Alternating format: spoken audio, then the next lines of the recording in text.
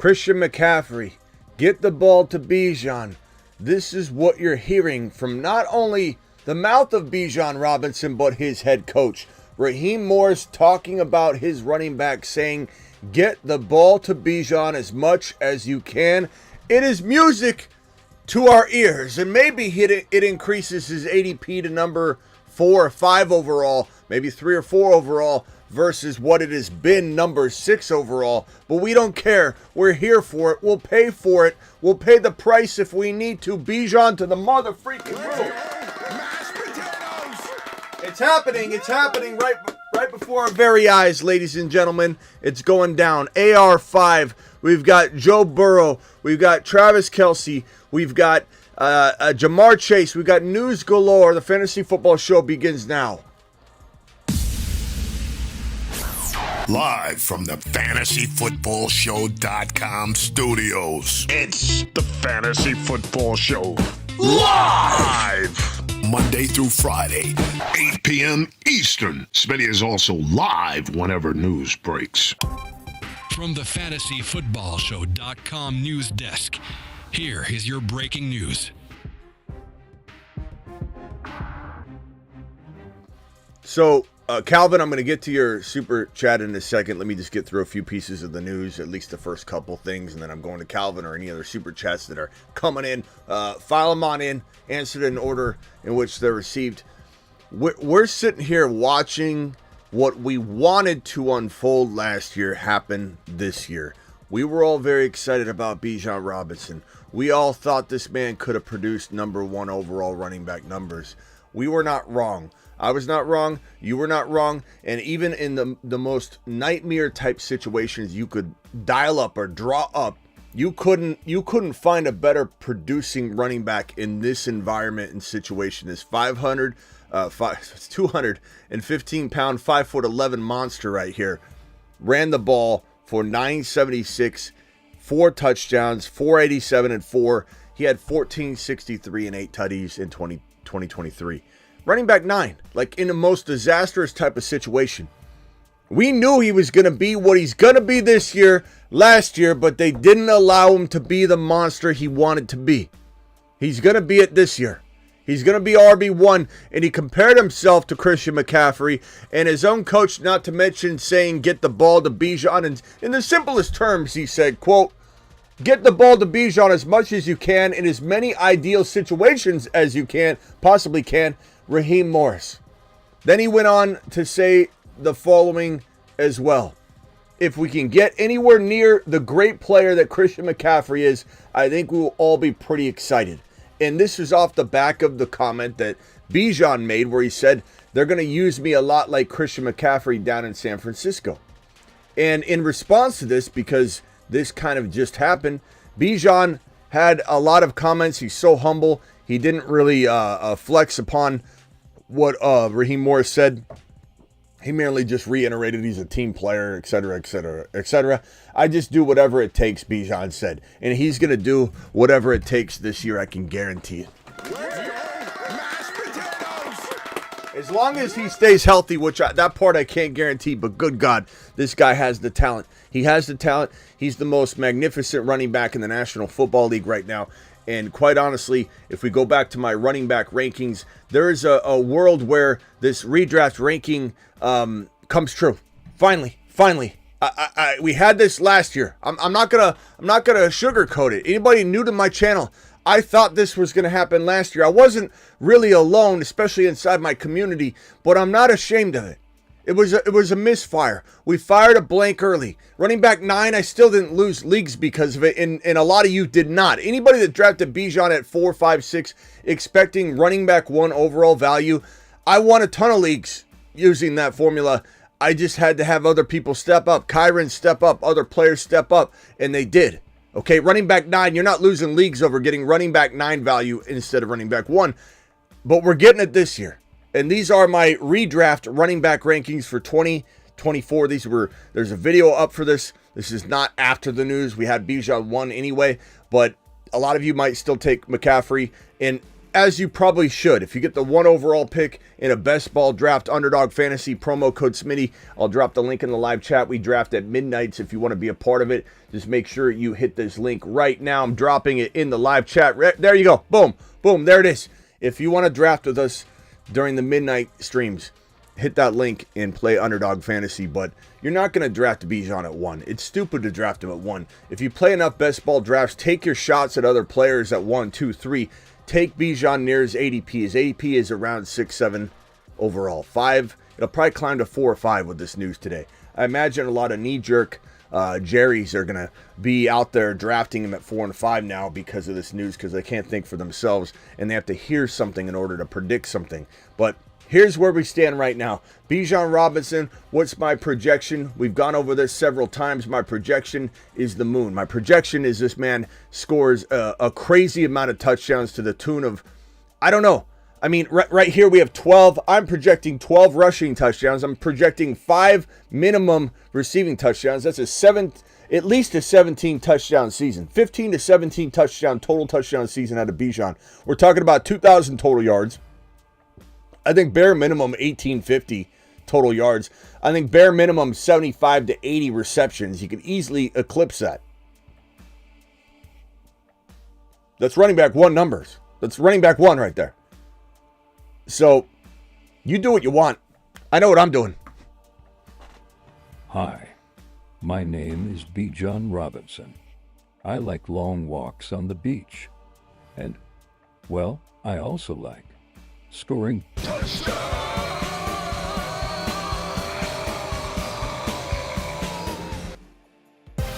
We interrupt this program to bring you a special message from the Bruce's mother. Get Bijan.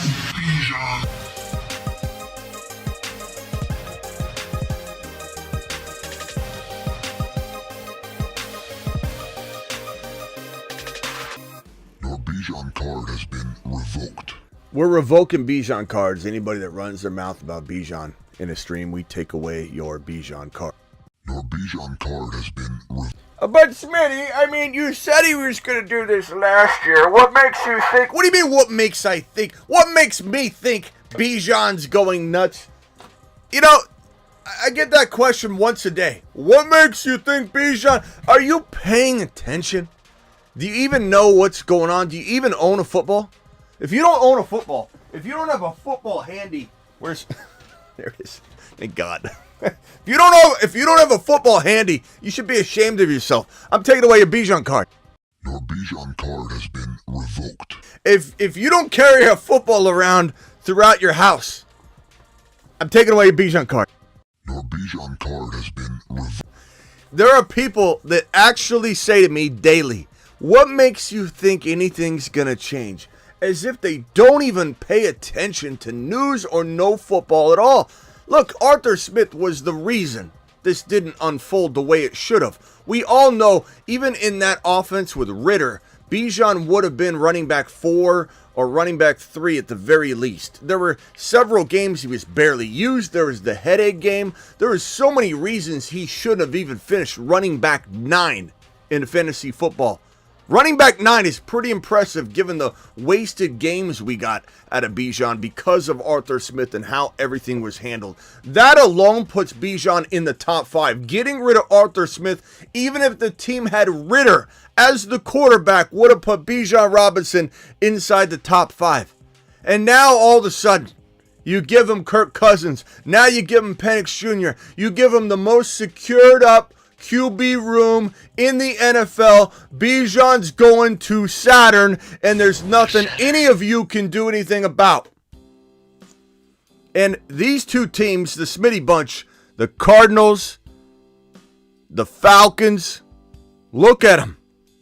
This is a Smitty bunch that is coming together and doing good things in 2024, creating a family, an environment that's creating fantasy production, hand over fist, and we're all taking it to the mother freaking moon. Let them all cook. Let him cook. All of them.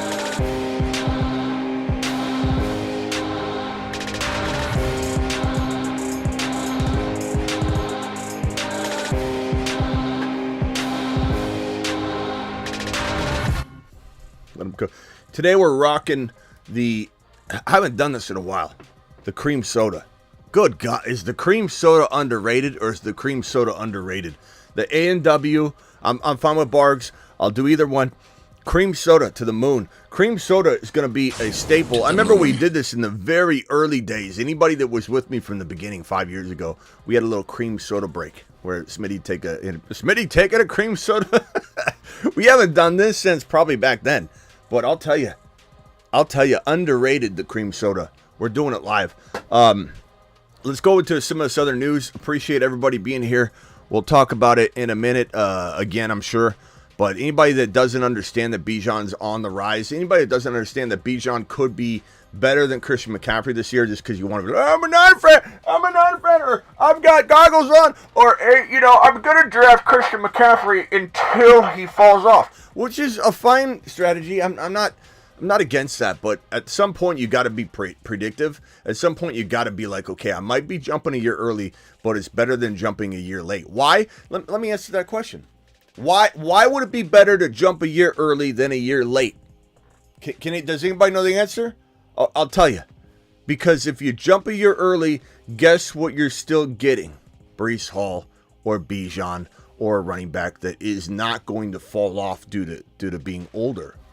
So if you miss it, you're not even missing it. If McCaffrey does have one more year, you're not even missing it. You're getting Breece Hall, who is running back 2 overall. You're getting Bijan, who could arguably, even if McCaffrey doesn't fall off, Bijan could still beat him out.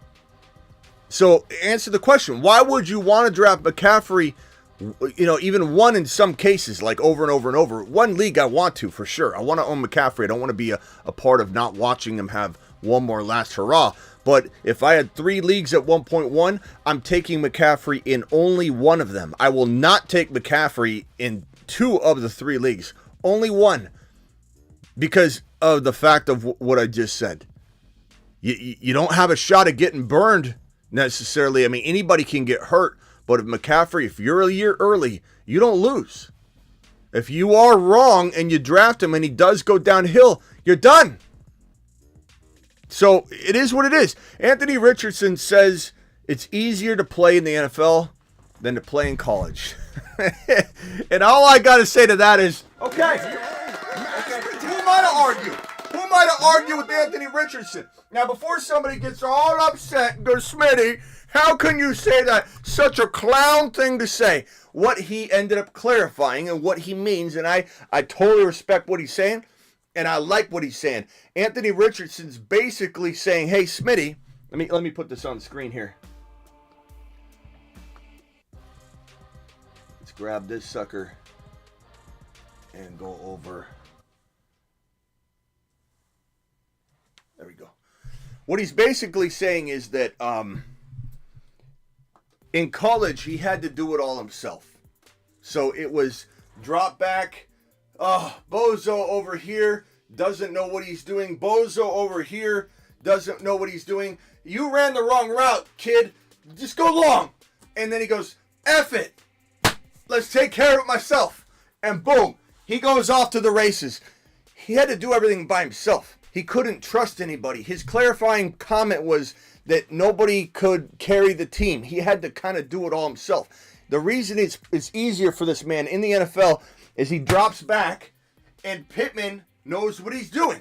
Fantastic. I trust him. I'll throw the ball over to Pittman. Oh, I can trust my RB to get as many yards as maybe I could. I couldn't trust my RB in college. So, JT, here you go, JT. JT takes the football, gets 6, 7, 8 yards. I mean, same thing with Zach Moss, but he's gone. Now he's got A.D. Mitchell. He's got a flyer. He's going to go downfield. AR5 says, damn, he's not going to catch it in college. I'll just tuck it and run. Now he says, A.D. Mitchell, he's going to get this. I believe in him. I've got nothing but pros doing their job, carrying the team like I can. I can share the responsibility. Let me launch that sucker down to A.D. Mitchell. That's what he means. So all these early comments, premature, oh, what a dumb comment. This guy really doesn't know what he's talking about. You need to look a little deeper, young man. You need to look into your own self. Stop getting your feelings and understand what he's saying. And he's going to the moon. He's going to Saturn. You can say what you want. You can be all upset and get in your feelings, Or you can say, hey, let's go ahead and take care of business and draft AR5 in a league and have a nice day. Let's do it live. AR5 to the moon. AR5 to Saturn. AR5 is a Marsman extraordinaire. He's on a shuttle to Mars. Mars man. Look at him. Look at him.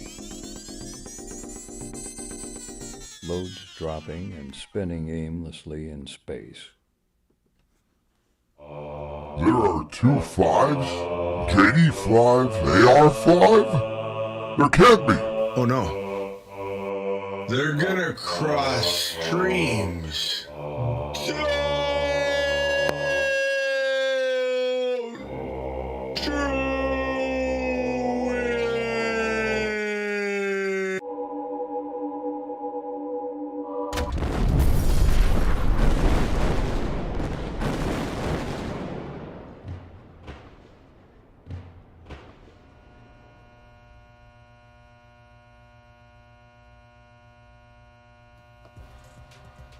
To the mother freaking moon, this guy. To the mother freaking moon. I just don't understand people.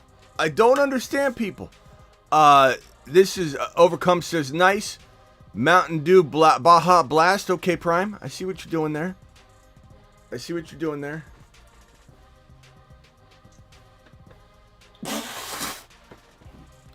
Easier than the NFL? He's barely played.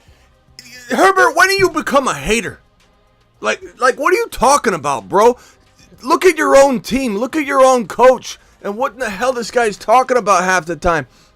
So, on this note, let's jump straight to your team since you have something so wonderful to say about AR5. You think it's funny that he's an elite player that finds it easier to play. I just explained it to you, Herbert. I just explained it to you. But here you are. So let's talk about your squad, who's, I think, got more of a problem than you probably understand.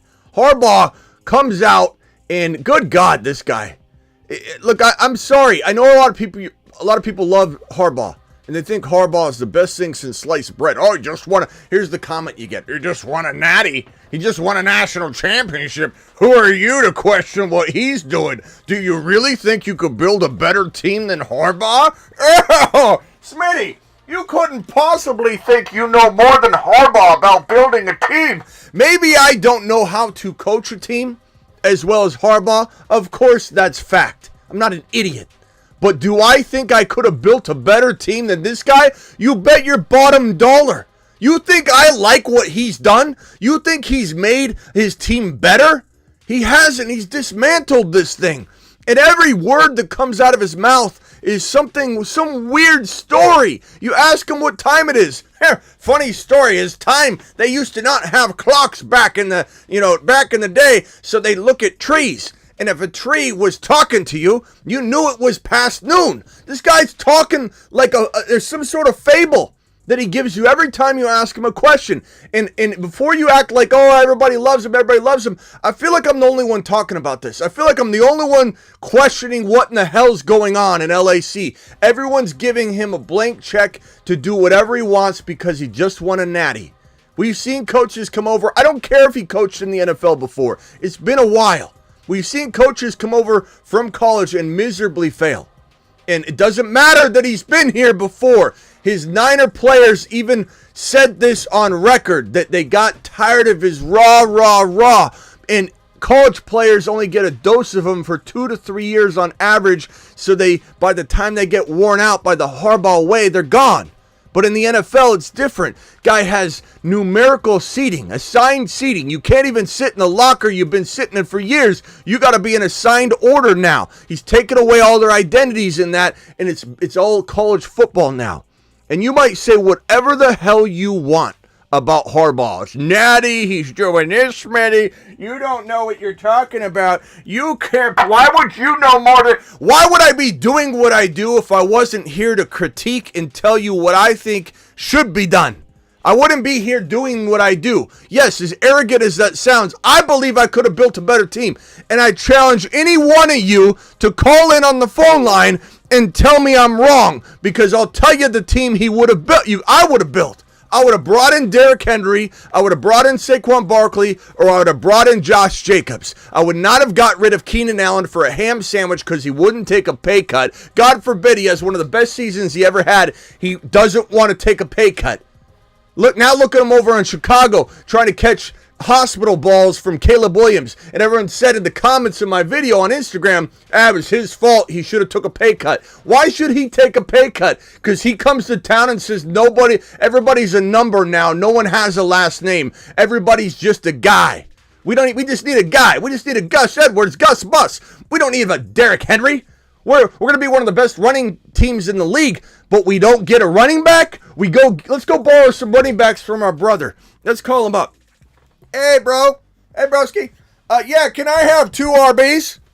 Doesn't matter who. Who you got? J.K. Dobbins and Gus Bus? Sounds great to me. Are they warm bodies? Send them on over. Doesn't matter. They're just a guy.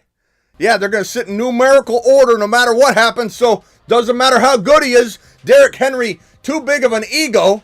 He's going to want the ball all the time. We're going to divvy this thing up. All right, send him on over. Put him on a bus. Send him on over. Thank you, pal. Yeah, all right. We're just going to have nobody running the football. Thank God they drafted Vidal because he's got some talent and he's probably going to start by midseason. And maybe he's got something.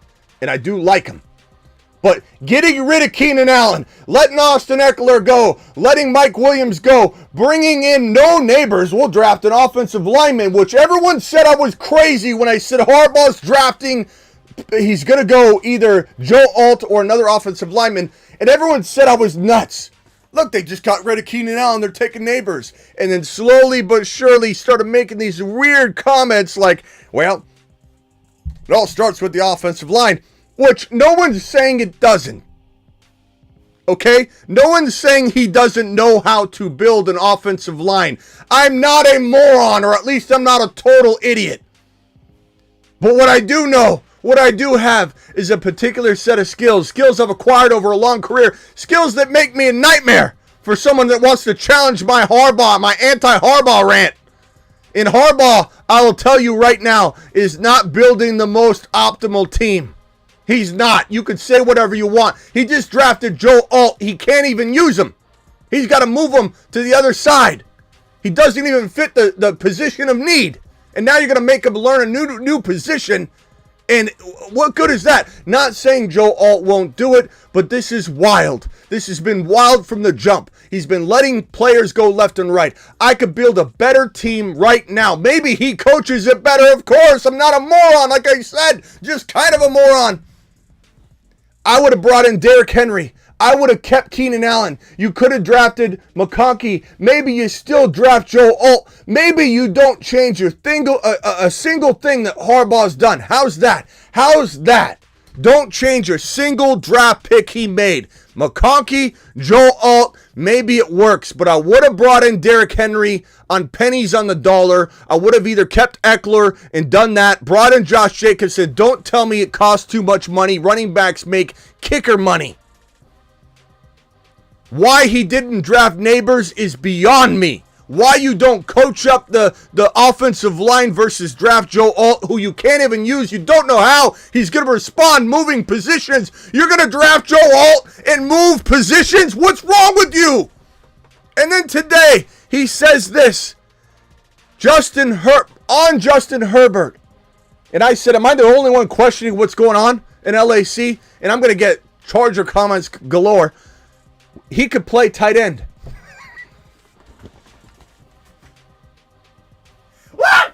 What?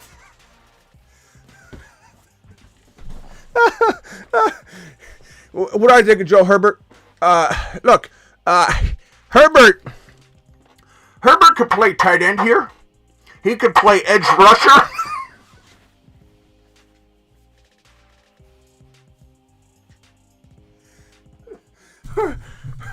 Herbert can play tight end. He can play edge rusher. Let me tell you a story.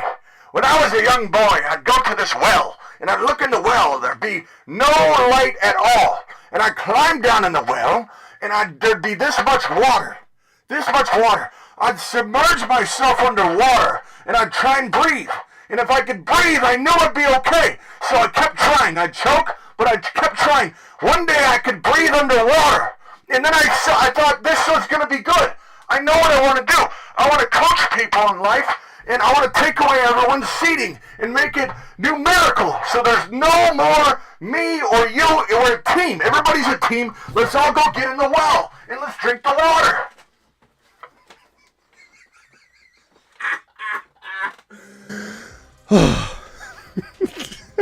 Harbaugh, that's always a fable. There's always a fable. It's always some sort of story. Hey, Harbaugh, you want a chicken sandwich for dinner?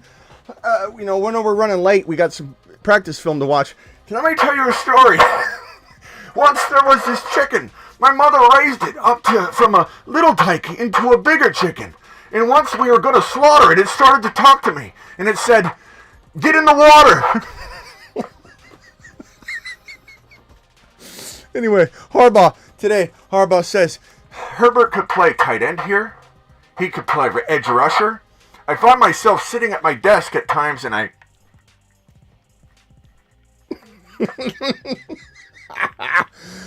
Oh. Unbelievable. Thank you, Herbert, for the entertainment. For Herbert in the chat here, goes by Justin Herbert.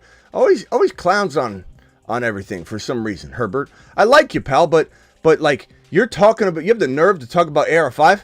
You have the nerve to talk about AR5 when you got this going on, this Mickey Mouse situation going on over in LAC. This is going to be a disaster. And for everybody who comes in here later or on my Instagram and says, Smitty, he wins. He's got a national championship.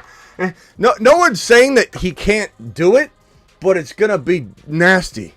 It's not going to be fantasy friendly. And this is the fantasy football show. And I want nothing to do. Maybe McConkey if the price is right, Vidal, but that's it. I don't want Herbert. I don't want any of the other wide receivers. I don't want Gus Bus or J.K. Dobbins. This is going to be a fantasy football disaster. And I want nothing to do with it. Absolutely nothing to do with it. Let's go to the super chat that's been waiting here by Calvin Krim, who says, "Hey, Smitty, let's see, 12-team PPR, 12-pick, hoping for Gibbs, Kyren, Henry, or Achane combo. Thoughts?" I don't know that you don't have to take Kyren and Achane that high. If this is a non-best ball, and it sounds like it because it's PPR instead of half PPR. So I'd say this is like your buddy league. Like trade from the fourth round into the top of the third to get one of them. I'm not saying you can't reach for one of them. I'm not saying that, but you're definitely reaching a ton because Achane and Kyren are both falling to round 3. And I know they might not make it to your round 3 pick, but can you trade? Can you get into a different spot? At the end of the day, I mean, Kyren and Corum is a top 5 running back lock, and you get Gibbs in that combo. That's fantastic. But what if you rolled the dice, or what if you could try and trade up later in the middle of the draft? I don't know. I think, it wouldn't hurt to get a balanced team. Balance when you can pull it off is good. It sounds like you're trying to set yourself on no matter what, drafting RB. It's a great strategy this year because the RBs are so good like that, and the wide receivers are so deep, but I don't know that I'd force it. Sounds like you might be trying to force it. I would let the value fall to you, and just know you can draft Kyren and Achane in other leagues. You don't have to do it in every league. Kyren is coming. Kyren Williams is going to absolutely explode. Herbert's dropping the Kyren Williams official emoji. I don't think he realizes that, but everybody want to drop the bolt emoji, which is Kyren's emoji, not the Chargers emoji. So thank you for pumping up Kyren. Appreciate that support. Everybody drop a Kyren emoji right now. And if you have a YouTube exclusive membership, drop the Kyren emoji and do it live. How many people we got in here? We got 200 plus people total. We got 56 thumbs up. Hit that thumb up button. All my YouTube people, hit the thumb up button. Appreciate you. And I think we had a celebratory message here from somebody. It was Arrogance said, what do you say? Smitty, what draft position do you tend to like? It depends, man. I like them all this year. I would say like in Superflex, I'm really digging the 12. But I do like getting Josh Allen and having that arsenal. But in general, I like one. no matter what. It's just a better spot than you're just getting your cream of the crop. But to get Bijan at 6, I love that, and then you get a closer, pick everywhere else. So I don't know. I guess right now I feel like maybe 5 or 6, maybe at the end of the day, I'm most happy with that team. So maybe that's my answer. But I love all the draft slots, bro. I'm jumping around all over the place. In a Dynasty startup, I've traded my first and third 2025 picks for Devon Achane, and I think I smashed it. What do you think? I think you totally did. You've just been Smitty approved. Everybody dropped the Kyren Williams lightning bolt, which is he owns that on this channel. Anybody uses it, they're celebrating Kyren no matter what they think. Jamar Chase, look at this man. Shows up in attendance for Bengals camp, but doesn't necessarily mean he's not going to put up a fuss and start holding in at some point. Holding in is better than holding out because, now players are able to do that and they don't get fined. It really is, unfortunately, a workaround that players figured out how to do. But some players want to make more of a statement than that. Like, you're not even going to get me there. Because it almost looks, don't you guys feel like he's kind of vulnerable right now? Like, doesn't the perception of Jamar Chase showing up make you feel like, okay, he's not really standing on oh, yeah, you better pay me, or he's, I'm going to come in. So, like Lamb, it depends on how much of a hit you want them to feel. Like, not being there, the fan base going, pay the guy, he didn't show up. Now everyone showed up. You're not going to hear many fans going, pay Chase right now. Like, they're like, oh, he showed up, great. So it gives off a different vibe, though, holding in versus holding out. But Jamar Chase definitely looking to get his bag. And then, unfortunately, that's going to make Aiyuk's price tag go up to the point where he's not going to get a deal done. Right now, I'm feeling like Aiyuk getting a contract is under 25%. That's still a significant number, even if it's like 15. But because even 15%, like, that can happen, right? That's not that crazy of a number. It's just not very likely anymore. If Jamar Chase, Lamb, or other wide receiver gets a big fat deal and that guaranteed money gets stamped into $80 million or the deal that Waddle got was $76 million guaranteed. The deal that St. Brown got was $77 million guaranteed. And I can almost guarantee you the Niners are wanting to pay probably no more than $60 million guaranteed to Aiyuk, and they're miles apart on that. I bet Aiyuk would fold to like 68, 70. But the moment that Chase drops this $120 million guaranteed number, then Aiyuk is not going to want to even come close to 60. He wants 70.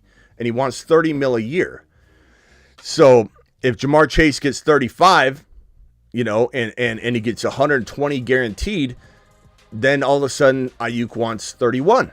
He's not going to go down to $26 million a year, $25 million a year. He's not doing it. As I said, this is a very, very, very bad situation that the Niners created. Not Aiyuk, the Niners created it. Why? Because they could have signed him. He would have inked any deal you gave him. He would have inked anything close to the Ridley deal when Ridley got it. You could have got him for $65 million guaranteed easily back when Ridley signed his contract. That was in the 50s, guaranteed money. You gave Aiyuk 60, he would have been set in the market for that type of wide receiver. Now that money's nothing to Aiyuk. The Niners caused this, not Aiyuk. Burrow said he'll be ready to go by the season. He's out there throwing. If anybody gets scared by this piece of news, like, oh my God, he's not ready. He's out there throwing, just like, will he be 100%? He's dealing with a significant elbow injury that a lot of people are running their mouth on, frankly, saying it'll never be the same. Burrow's like, I'm going to be the same. I'm still getting stronger every day, and he's getting better. Just like AR5, he's almost there. He just needs a little more time, and he's being honest about it. And people are like, getting all scared and worried. Travis Kelce says that he plans to play through his 2-year contract. He said that he knows he's closer to the end than he is the beginning, but he's going to play until the wheels fall off. And he gets excited and rejuvenated about football. And to be honest with you, coming out of last season, I think we all felt like he was done. Like, not totally done, but like he's going to be a shell of himself. Kind of like how we feel about Ekeler right now. Even though I'm changing my tune a little bit on Ekeler. I really feel like Ekeler is becoming too neglected. Like, we need to grab him late in the draft in hopes that they get him really involved in the receiving department. and there was rumors about him returning kicks and everything, but I really think Ekeler is becoming a steal because the risk is completely zero. And Travis Kelce going down to round 4, we got to reassess and go, hey, he turned into a steal now. Maybe he's not tight end 1, maybe it's Laporta, but he still could be. There's a possibility he's tight end 1. There's a possibility he had kind of a down year and everybody's saying it's because he's older. He was also very distracted. And I think that now his relationship is becoming a little normalized, right? He's going to have a little bit more power and control in taking his time back, right? Where he's giving it all up. I got to go on tour. She's inviting me on tour. I got to get on a plane. Now he's a little more normalized with it. The cloud 9 has gone away. Anybody that doesn't know about relationships, they essentially, they work like this. Your boy's got a psych degree, so let me tell you a little bit about it. Your relationship, this is a 10. The relationship's amazing. This is a 0. This is a half a year. This is one full year. Okay? So if your relationship, this is 5. This is you're going to break up, okay? This 10, 9, 8, this is a pretty good relationship. Maybe it needs some work, but it could get to a 10. 10 is you're married forever, love everything about everything. And that's very rare. That's a unicorn. But if, let's say, everybody's cloud 9, this cloud is sitting there, and even though your relationship might be a 5, you just don't know it yet. When cloud 9 goes away, what's vaulting and holding you guys up, you don't even know where it is. It's holding you up. As soon as cloud 9 vanishes at half a year to 1 year, and maybe the cloud kind of dissipates a little bit, at 1 year, there's no cloud. The cloud's gone. That's just the human condition. You're not going to have it anymore. The buzz is wore off. It's like having a car 5 years. The buzz is gone. Having it over a year, sometimes the buzz is gone. 1 year is the sweet spot for the relationship. Once the year's over, you find out what you have because the cloud disappears, and this is what you have if that's what you had all along. You just didn't know it. And if your relationship's this bad, you're going to fight all the time as soon as this time frame comes and your cloud goes away. My point being this is I don't know how their relationship is going to go. Okay, I'm not saying I'm predicting a downfall. What I will say is that cloud 9 will be gone, if not gone already. And if they got a good relationship, good. If they don't, then he's going to be focused on football really soon. Maybe she breaks his heart. Maybe he breaks her heart. Who knows? Maybe they're happy, but they just fight a lot. Maybe they're okay because they don't see each other as much. All I know is that Kelce's going to be in the lab a little more than he would have been if he was inside that calendar year. So I think it's going to be okay. I think Kelce's going to bring the Thunder a little more than we thought, and I kind of like the value of Travis Kelce this year. I really think in the 4th round it's a steal. I don't think there's much risk in it. Jordan Love is optimistic on getting a contract extension done by training camp. This will influence Dak Prescott's deal. This will influence a lot of things. This will influence the Aiyuk deal. Everybody that thinks that these contracts are not all tied together, that the guaranteed money pool that keeps going up in every position drags everything up with it. And Brandon Aiyuk's deal is very much tied to every wide receiver above him. I don't care if it's JJ. I don't care if it's Lamb. No one thinks that Aiyuk thinks that he can get Lamb money, but he does think he can get St. Brown money. He does think he can get money that Waddle got. And if their guaranteed money is $76 million to $77 million guaranteed, so come on, focus. If this is the guaranteed money, $76 million guaranteed, then if let's say Chase comes into the equation and gets $115 million guaranteed, guess what this number does? It needs to be somewhat closer to this number because this increased. So 76 becomes maybe 78 to 80. It's just the way contracts work. Even if a quarterback comes in and gets more than Goff, that money's going to influence this wide receiver money. And then the wide receiver money here is going to influence this wide receiver money, and it's a connected spider web. And everybody that says the dumbest comment ever, oh, yeah, Aiyuk's contract has nothing to do with JJ's deal. What in the hell are you talking about? You've just been Smitty disapproved. The dumbest comment I've ever heard is that comment right there. Yeah, JJ's deal nothing to do with Aiyuk. Smitty. Smitty, he's not going to get JJ money. Tell me you don't know what you're talking about. There you go. God, some people, they don't, it's like they don't, either they don't listen or they're just not present. I don't even understand it. This isn't really the best news. I mean, the Madden curse has kind of gone away, right? But it's still a little bit of a, a little bit of a worry. You don't ever want your guy on the Madden cover. Christian McCaffrey, it's a good looking picture though. I like that play. That's a mean photo. That's a mean, that gets you excited to play Madden 25. I'll tell you that. But I don't think we want that, right? I don't think that's something we hope for. So I don't know. I don't know how to take this. A lot of people are going to run for the hills because the Madden curse is, it's taken down so many, but I don't know. It feels like it's not as guaranteed anymore. The people that are going to say no are the ones that love McCaffrey, but if let's say Deshaun Watson was on it, they'd run right over and say, Red Rover, send Deshaun Watson over to the blue tent. Amari Cooper did not report to Browns minicamp. That's another wide receiver just trying to get a contract. If this guy goes out there and gets $70 million guaranteed, can you imagine what that does? This might be the saving grace for Aiyuk, though. If Amari Cooper can't get paid well and he gets some sort of $50 million guaranteed, then like all of a sudden you got a benchmark that you can try to go back to and say, Aiyuk, look, the market wasn't, Waddle got overpaid. And Cooper's the answer. Cooper's the ticket. That could be possibly something that we see. We had that Drake May news yesterday. He's looking good, which is awesome to hear. Aaron Rodgers was absent from mandatory minicamp today, but it was not excused, so he's subject to the whole fine structure process. If he misses so much, then there's certain fines, but Rodgers did talk about it with Robert Saleh. So Saleh addressed it and basically said, like, almost like Rodgers was his boss. Like, no, we talked earlier and, he approved it. He approved it. It's not excused, but he approved it. And this was something that was in the works. It was an event he wanted to attend. And so he'll be back. This is one day. I don't think it's a big deal. And Rodgers has, made it very, very clear. Saleh did say there was very much communication. It was just a matter of like, hey, if it's not going to be deemed as excused, no problem. But I am going to go to this event. And they said, yes, sir, Rodgers, you can do whatever you feel you need to do. And Rodgers is not concerned about the fine or the money. I think that's all the news we got as of right now. Let me refresh the news world and see if anything else popped up.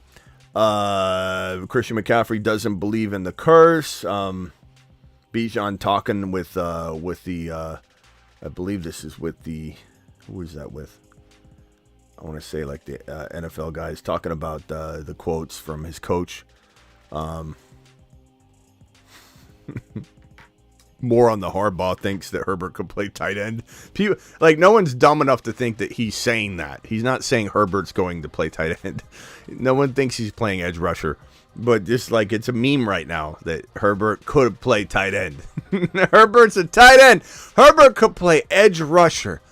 That is the wildest thing I've ever. Edge rusher, really? Really? That is a tough spot to be in. Russell Wilson feels revived. There's some news on that today. I think Fields takes his job, but it is what it is. Amari Cooper holding out, like I said. I think we got all the news taken care of. That is it. Phone lines will be open to discuss all of the information that we've talked about, among other things, but please try and keep it on topic of one of these things when you first call in, and then we'll go from there. But please try and discuss the topic at hand, especially if it's Bijan or the Chargers or AR5 or Burrow or Chase or Lamb or Aiyuk or any of the topics relating to the contracts of Amari Cooper. And then if you have a follow-up question, do it live. Moondog, appreciate you. Dynasty startup. I think I already got to this one, right? Yeah. I traded up the first and third picks for Achane. I think I smashed it. You absolutely smashed it. Achane to the freaking moon. Absolutely love Achane and Dynasty. We went over it last night. It was crazy. Why are you, Smitty, why am I not on planet Uranus? I don't know, Rock Out. Because you're fire, bro. You're fire. That's why. Thank you for the super chat. Appreciate you. Yeah, he does like, he is kind of likes the abuse. Rock out. He reminds me of the, what's that movie? What's the guy's name from Billions? That's Rock Out. Rock Out loves it. Let's see here. Call into the show. Phone lines are open. Dial in, dial in, dial in. Call into the show. Call into the show.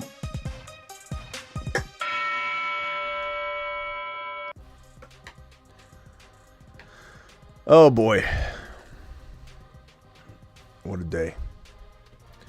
What a day. That boy dropping a super home league redraft Brees or Gibby at 8. This is a tough one.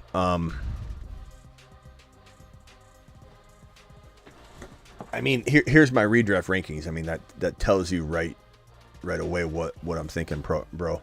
You know, but it's so close. Like I could see myself like in the spur of the moment going Gibbs, and then going, wait a minute, I got Hall 3. I almost feel like this is a tie. I don't know that I can really say with confidence that Hall is above Gibbs or Gibbs is, below Hall. I think it really is a near tie, and there's nothing wrong with that statement. The only thing I'd say is that, I mean, you got Braylon Allen there potentially to hog some goal line work. You got Malachi Corley there to potentially hog some receptions, and you got no goal line work given to Brees at all. But that was a product of the team not having a lot of good goal line situations because they didn't have Aaron Rodgers. So it should very much change. But he was running back 2 without any of that. Gibbs is on a whole nother level efficient. Him and Achane are the most explosive players in the National Football League. Hall's probably 3rd. So there's so much, to look at here. You could say Hall and Braylon Allen safer than just Gibbs. You could say Gibbs is safer than just Hall potentially, but they're very, very much on even playing field. There's no way to dance around that. Somebody could say whatever they want, but at the end of the day, it's a ridiculous argument to suggest one is wildly overranked over the other. They're literally neck and neck. I could honestly give you one answer 1 minute, and the next minute it would be different, and you'd call me a hypocrite. But the truth of the matter is, I'm just a realist, and I'm not a slave to my Excel sheet. And I fly by the seat of my pants, and I go with the motion. Live on the phone is Matt Biaggi, who's been waiting a little while, and then I got Travis Rowe and the Bruce on the phone. Go ahead, Biaggi. Yeah, my question is, as a Browns fan, I really do love Amari Cooper. And if they had to restructure, what would Smitty pay Amari Cooper? Thanks. I'll hang up and listen. Well, all right. See you later. Okay, bye. If I have a follow-up, a quick one. Yeah, I don't know what I'll do if I needed him to repeat it. I think I don't know. Amari Cooper's a lot better than I give him credit for. I'll be the first one to admit that. He does really, really well. I think that you give him probably something he's not going to accept. I think it's very much going to be an Aiyuk situation. He probably believes he's as good as St. Brown. There's nothing we can do to convince Amari Cooper he's not as good as St. Brown. That's a losing battle. There's no way you can tell Aiyuk he's not better than St. Brown. He'll think he's at least equal to St. Brown. You can't blame him. Like, you got to understand, these are NFL athletes. They've been training their whole life to become the best, and maybe Aiyuk would be better than St. Brown. I'm not saying he is.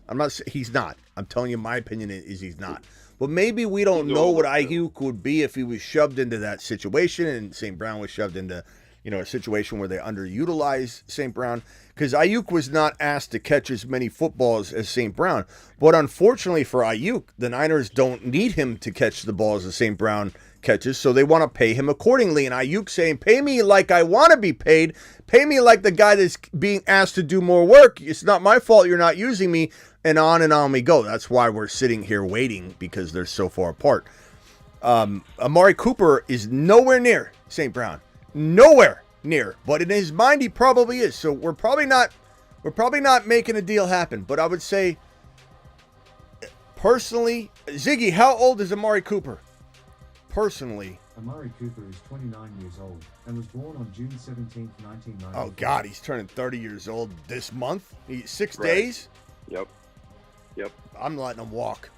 I'm not signing. You want my answer? My true answer? He's 30 years old.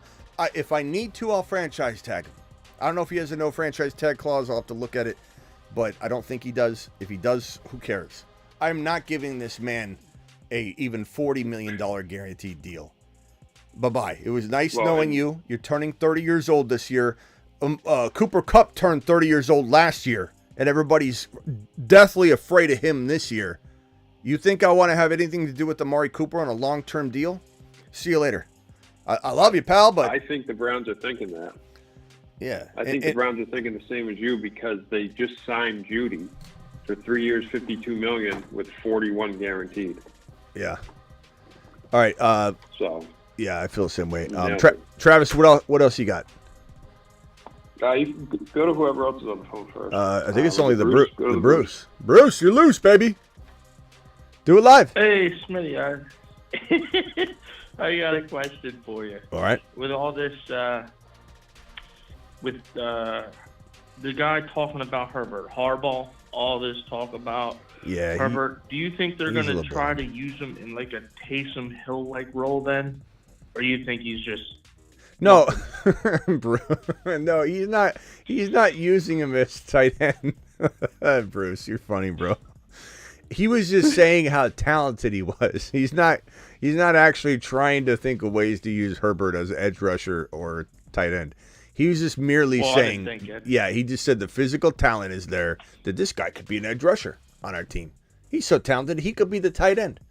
And the arm talent, way better than advertised. That was basically his quote, almost word for word. So no, he has no desire to run Herbert.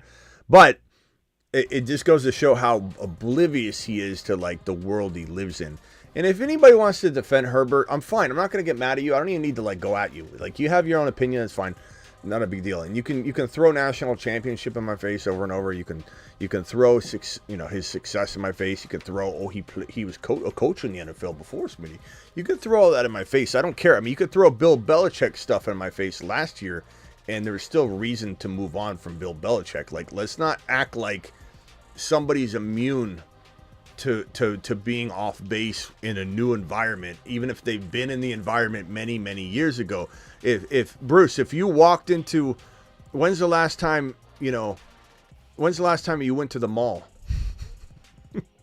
I don't know. My mall's closed. Okay, so if you got into the mall, would you be back to your old tricks? Would you be looking around, strolling around? Would you know what to do, or would you would you just snap right back into place, or might it be an awkward situation for the Bruce in the average typical mall? Might this not go as planned? Might Bruce hit on the wrong person and get in some trouble? It doesn't matter that he was in the NFL before. What he's doing now doesn't resemble that. It feels like he's dragging college football into the NFL, and I don't like it. I don't like anything that I'm seeing. And if Herbert, the phone line's open. If you want to come in and defend Harbaugh, dial in. I'd be happy to have a conversation with you. And I'm not even like anti everything you might be saying. There might be some good that we could agree on, but I find it very hard to say that anything Harbaugh's done so far has been good. I think everything's been trash. And the only thing that like I thought about, that's why I had to ask you, was like, is he going to use them like Taysom Hill? And I'm like, no, wait a minute. I'm like, if they do that, then I'm like, Bruce, come on, bro. No, he's just saying he's so athletic. He basically is trying to say he's the most athletic man he's ever been around. Like, that's Harbaugh's discussion over him. But he kind of reminds me of Gruden. You could ask him about the kicker on the fly. Or no, let's say somebody he might not like. You can ask him about the backup returner and just say, hey, I don't even know who that is. Bill. We'll call him Bill the Tickler. And you just say, hey, what do you think of Bill? And Harbaugh would just, all of a sudden, he'd just get out he'd say, he is such an impressive guy. that if you asked him to go make you a sub sandwich, not only would he go get you the meat and everything, he'd teach you how to make it. And he's so attention to detail that I think when he came out of the womb, he might have spoke for the first time on day 2 of his existence. He just tells you these fables and these stories about everything. It doesn't matter what you ask him. I think that's what I've learned, is you ask him a question and his mind wanders and he looks like he's lost in his head. I don't know why I'm the only one talking about this. Everybody's giving him this de facto respect, which I get and I understand. But he looks like he's lost. He came out in an RV and lived in an RV for weeks or months, I think. And you could say that's cool. I like that. But you could also say he's just an odd bird. He's just a really odd bird. Anyway, let me go over to Travis real quick. Hang tight, Bruce. Yep.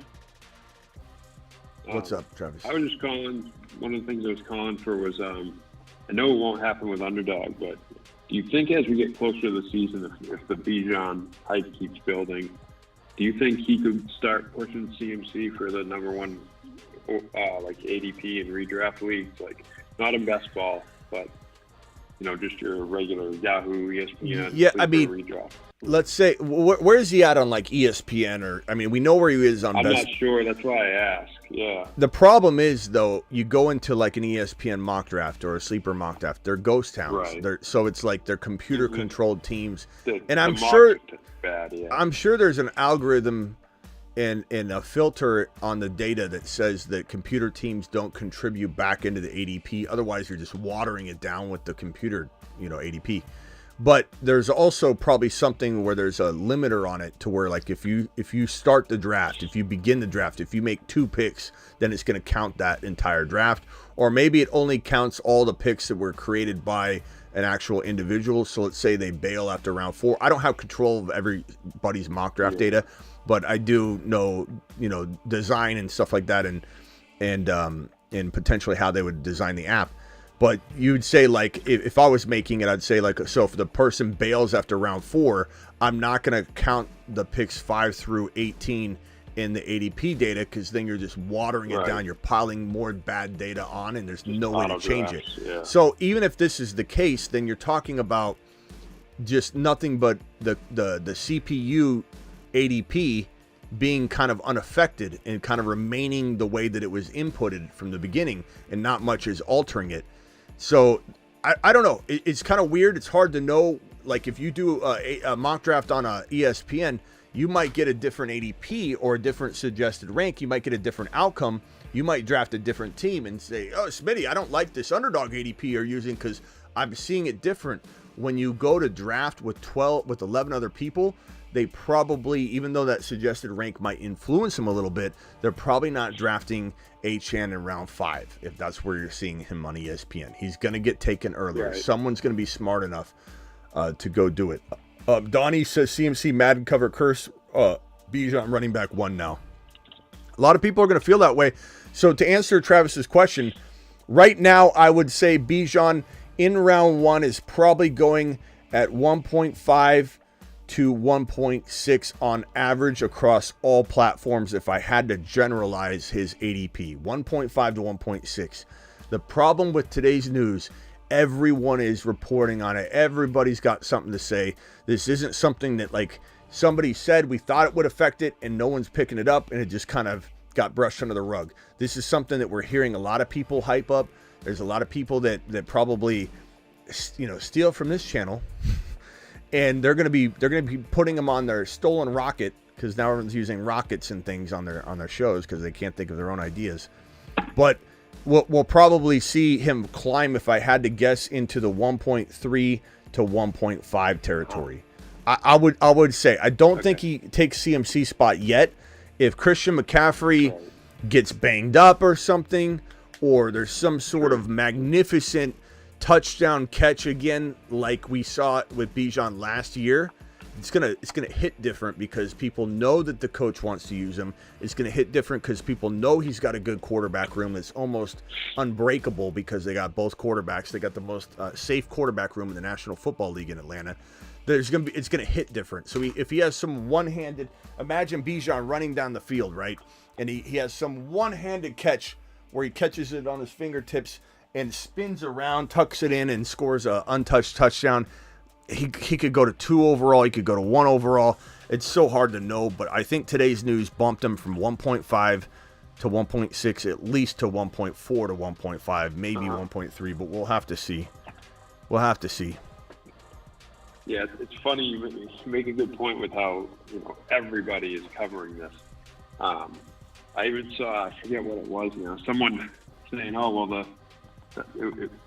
someone on Twitter that tweets out all types of NFL stuff. I can't remember who it was, but from a negative angle, they said, ideal situation, read in between the lines. But Bijan can't push the pile, so he's not going to be the goal line back. It's like, Jesus. Like, people will really read into anything. He can't push the pile. Yeah, I don't know. That's what this guy was saying. I don't know where that made me laugh. I hope there's some anti for everything. Yeah, I hope there's a lot of antis out there. Nice. I don't think there's going to be, though. Sure. But that boy with a $2 hauler says, home league redraft, Brees or Gibby. I already answered that one. Thank you for that. Again, someone is out of their mind if they don't struggle with that question. Redemption year, Bijan, Dell, AR5, and Kincaid. No doubt about it, young man. Do we have Tank Dell and AR5 on the Revenge Tour board? Maybe we don't. AR5 and Tank Dell? We don't. I guess they qualify, right? Definitely qualify. Yeah. Unless you consider, like, well, I guess they have doubters. I mean, I haven't seen many doubters for Dell, but in terms of the whole Texan situation, do they? I guess people do. Don't we have doubters? Because he's going in the 4th round. It's like people are saying that Diggs is worth more now. So Dell's being regulated as the potential. Let's go ahead and I like this idea. I don't know why we haven't done this before, but definitely worthy of being on the Revenge Tour board. Let's put AR5 on here. AR5 and Tank Dell needs to go on here. I got a graphic I can just drag on to make this simple for Tank Dell. Let me see if I can find the man, the myth, the legend. Tank Dell to the mother freaking moon at his ADP, which is ridiculous. Tank, appreciate you, my guy. Revenge Tour board activation has been completed. Tank Dell, appreciate your service, my guy. Let's run this back for good measure once I fix everything and it's ready to rumble. Here we go. Let's run it back. Here we go. I give you the Revenge Tour board.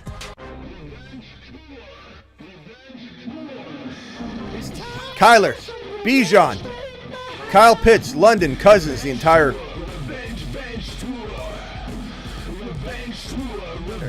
Falcons team.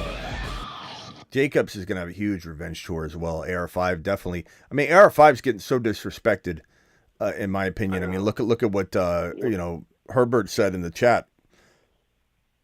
You could almost put the Philadelphia Eagles logo up there. Yeah, might have like to do that. The whole team.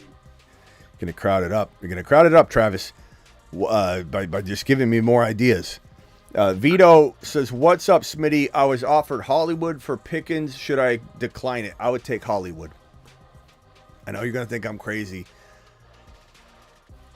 Maybe I'll regret that. I love George Pickens, bro, but I don't know how I feel about him. I feel like Hollywood's got the rapport, the connection, the opportunity. You're seeing him catch these long touchdown, throws and strikes by Mahomes. I know they're not tackling. I get it. But Pickens feels like he's got to potentially deal with the changing quarterback at some point during the season. I do like Pickens once Fields gets in there, but how long will it take? Pickens, I think, is the kind of guy that's going to give up on plays. Hollywood's out there working his tail off. I just feel very different about Hollywood this year. I think he's a steal. I'm going to say, give me Hollywood Brown. I don't know if the chat's going to agree with me, but I don't even hesitate. I'm drafting Hollywood over Pickens every time I'm in Best Ball Underdog Fantasy promo code Smitty. You can say what you want. So what about Dynasty? Was that a Dynasty question? Well, I guess it would be if it I don't know. He didn't specify, so it could be a draft. It could be Dynasty. I don't know.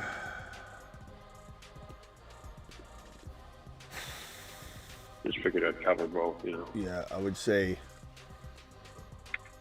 I mean, yeah. I guess if you're offered this, it's probably not a redraft. I'm still going to take Hollywood. Perfectly reasonable. Ziggy, how old is Hollywood Brown? I don't think he knows Hollywood's name.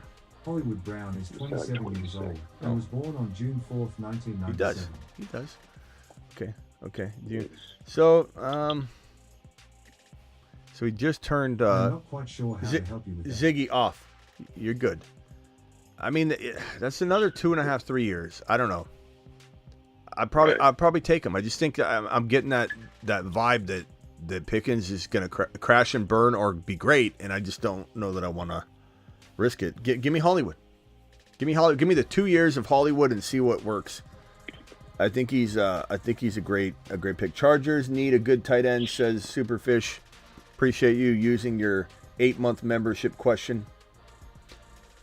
And let me get this other super chat off the board here. Thank you, Vito. Appreciate you. Overcome says, what would be the best players available? What would you do if the best players available ended up being 5 wide receivers in a row? They can't be though. Overcome. They can't be, because if you're not starting 5 wide receivers, you start 3 in a flex, then another wide receiver cannot be the best player available. Not in my mind, anyway. They can't, because the position of need will override that. Could there be 4 straight? Yeah, I've drafted 4 before. It's not easy to find a draft where I do that though. But I've done it before, and then I've grabbed like Najee and Brooks and Benson, and I've had a really good running back stable, and I grabbed a late quarterback. But there's no way you can convince me that drafting my backup wide receiver is better than grabbing one of those running backs that are going to be flying off the board. So thank you. I mean, I shouldn't say never, but it's hard to imagine. What else you got? A lot of people don't like London. There's 2 people now and they're overrated. Don't want anything to do with Arthur. Who doesn't like London? Someone said he's very overrated. Where was it? Chris Miller, 22. Well, that's fine. Tell everybody you know, Chris. Yeah. Tell everyone you know, good pal. if his ADP draft. Yeah, ADP's a little bit high right now. It's a little high, but when you think about it, I think we talked about this the other day, and it makes sense that if he's got a high ADP, we're used to it being on Underdog, but in a non-best ball environment, right, it's going to be lower because there's so many wide receivers getting consumed. He ended up being a relatively solid overall rank in non-best ball because he's actually not going. Hold on, let me pull it up just to be sure what I'm talking about here, because his ADP could have changed. Hold on. Currently, London is wide receiver 10. So, in a non-best ball environment or in a running back heavy league, like, he's going at the end of round 2. But it just so happens that on Underdog, you have all these wide receivers. You have 10 of them going by pick 14. So then you have London going this high. But in all reality, his positional ADP of wide receiver 10 is actually not bad at all. So I think where you're drafting could determine whether he's getting taken because of the position scarcity or the rush to grab wide receivers. But at the end of the day, as wide receiver 10, it's actually pretty solid value. You're talking about below him being Olave, Aiyuk, Devontae Adams, Nico Collins, Debo Samuel, Jalen Waddle, Mike Evans. I think that's fine. I think it's positional. So I'll end it with this and say positional ADP is fine. His overall Underdog best ball ADP, it is a little higher than we want because we would love to package in a tad more risk, but it is what it is.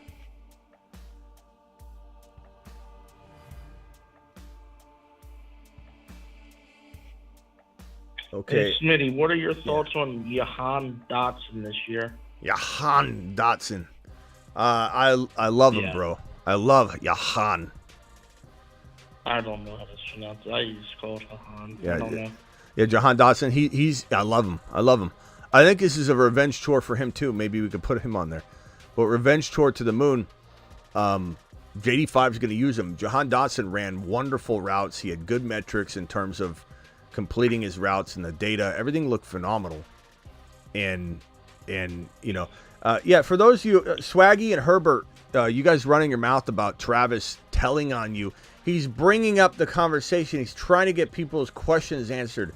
And you're literally calling him names because he's trying to serve you and do good for you. Yeah. Try and help you guys in the chat. And you're going to run your mouth. Swaggy, you've been kicked out before. Why don't we just... Swaggy, look, Swaggy can't even stay well-behaved for 1 minute. I'm ignoring that he got blocked last time. I'm trying to give him a chance to just kind of linger in the chat.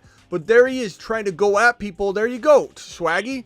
You get an opportunity to stay in here again, and I shut my mouth, and I just say, you know what? Maybe Swaggy's going to change his ways. But no, the first thing he does, start calling people babies and all this and that. Well, there you go. Now you lost your privilege again. Like, what are you doing, bro? I don't even care that much, but like the way back at the beginning of the show, his first message in was going at someone else, calling him a name and calling him a loser and stuff, and I had to block that too. So it's like, I don't know. Most people know I go through the chat and try to get people's questions answered and try to find things. If someone brings something up like a different point of view, I bring it up, because we want to hear a different point of view. Yeah, no, it's ridiculous. Okay. So anyway, love Keyboard Warrior says text. Well, the Keyboard Warrior is okay. It's just be respectful. Be respectful of other people, or you won't. We're not going to leave you sitting in here being disrespectful to all the people. You can say what you want. You can pop off. You can have a different opinion. None of that matters. And I'm even so lenient that I'm like, okay, I see him in here, and I just let him linger. I know he's here. I'm trying to give him a second chance, and then the first thing he does is start calling people names. Guess what's going to happen? I don't know what else. I don't think there's any other news to go over. I wish there was. I really, just to give you guys a sense of how I feel about this this Aiyuk Debo thing.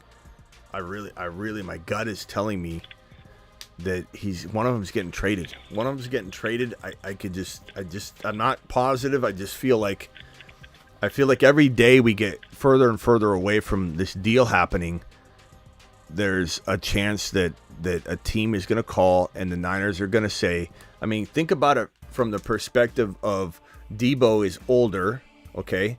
So Debo, he's in his contract right now, especially after June 1, he's capable of being moved. He's probably the more attractive player to move. If you move him, you save money now that June 1's over, and you can give Aiyuk, you can overpay on Aiyuk and admit your mistake and give Aiyuk give him 29. He'll probably fold just to get it all done. Aiyuk would probably fold for 29 million. Maybe he folds on 68 million guaranteed. Who knows? Just to get it done because he's tired of it. It's stressful on him, and he wants this more money than he'll ever need. 68 million guaranteed. He wants the respect, but he's going to say, you know what? I'll earn it. Maybe I get incentives put in. Maybe I come back and I'm bigger, stronger, better than ever. My next contract. So Debo's the easier player to trade. And honestly, he gives the Buffalo Bills a championship within 2 years. You put Debo Samuel on the Buffalo Bills, who would use him like the Niners do in a sense, because their run game is a lot of times short passes, and they'll figure out how to get the most out of them. I think that would be the move. The other thing too, though, is since Debo's under contract, and let's say that the hang up is they don't want to pay Aiyuk no matter what. They don't want to pay him the 29, 28, 20 or $30 million that he wants. Then you send him out because you drafted Pearsall in round 1. And he looks fantastic. There's a reason you did this. You extended Juwan Jennings. You extended Christian McCaffrey. And you've got Debo under contract. So if you end up trading Aiyuk and getting something for him now versus later, then all of a sudden you've got everything all done and buttoned up and ready to rumble. And you've got your future set too, because Debo's under contract. Pearsall's under contract, obviously. McCaffrey's now under contract. and you got to sign Purdy next offseason anyway, it makes the most sense to move Aiyuk if you can. The problem is, does another team want to pay him $29-30 million a year? Maybe the Washington Commanders do, because they can bring him in and get him, hooked up with his old buddy Jaden Daniels, which would be awesome to have that combination going in Washington. It would be unbelievably crazy. It would affect the values of all the wide receivers. Obviously, we'd be tackling all that, but Aiyuk being moved does make sense if they can move him and try and get some value. Because think about it from this perspective: if Aiyuk goes into next offseason, they can't really tag him. The Niners have to worry about Brock Purdy, and if you tag him, you're forcing yourself to pay him on what's probably going to be, I don't know, an unbelievable amount of money. This year it's $22 million for the wide receiver. And with all these other contracts, and this is not going to be known, this value will have an estimation going into like January, February. But this value, who knows what it's going to be? It's the top 5 average of wide receiver salaries.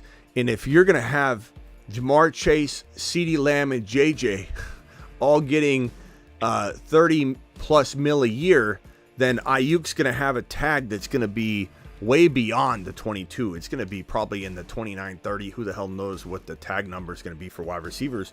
So if you tag him and then try and trade him, you're taking a big risk that you're holding him. And the Niners don't necessarily use the tag that way anyway. So if you don't trade Aiyuk, there's a really strong chance you're getting nothing for him after the season's up. And that's kind of not the way the Niners will operate. They might want him now. They might want to win with him now. I get that. They won't give him away for pennies on the dollar. But if they get the right deal, they'll certainly say, we don't want to get nothing for him. And this could end up happening. I just think that with Pearsall, with, looking as good as he looks, being a first-round pick, showing, kind of playing your hand and showing your hand to everybody, tilting your hand, and then to extend Jennings, it just, all of it points to a trade happening. Whether they get it done or not, I think they want to if there's the right suitor. And you mean like before the season? Yeah. Or before, yes. Yeah. I still think it comes down to my little pie chart thing. I don't. This is my guesswork. Yeah. I have no information on this, but I still think that I don't even know where to put it at anymore. I'd say the odds of him playing on his 5th-year option are something along the lines of like 60% now. That he plays on his 5th-year option. Plays on his 5th, and then that leaves you 30. I don't even know. I'd say you could even divide it up and say 2020 and say 20% chance he gets a new deal. And he would have to fold though. Like, part of this is he might fold. The Niners might meet him more halfway than we think. 20% chance. This is where I think I thought this is a 20-25% chance that a trade happens. Maybe I'm borrowing from this percentage and making this 18%. Let's say I'm just throwing totally arbitrary guesswork numbers out. And then I don't know. I would say maybe the playing on the 5th-year option now becomes. I just want to finish this since I started it. Hold on. Let's say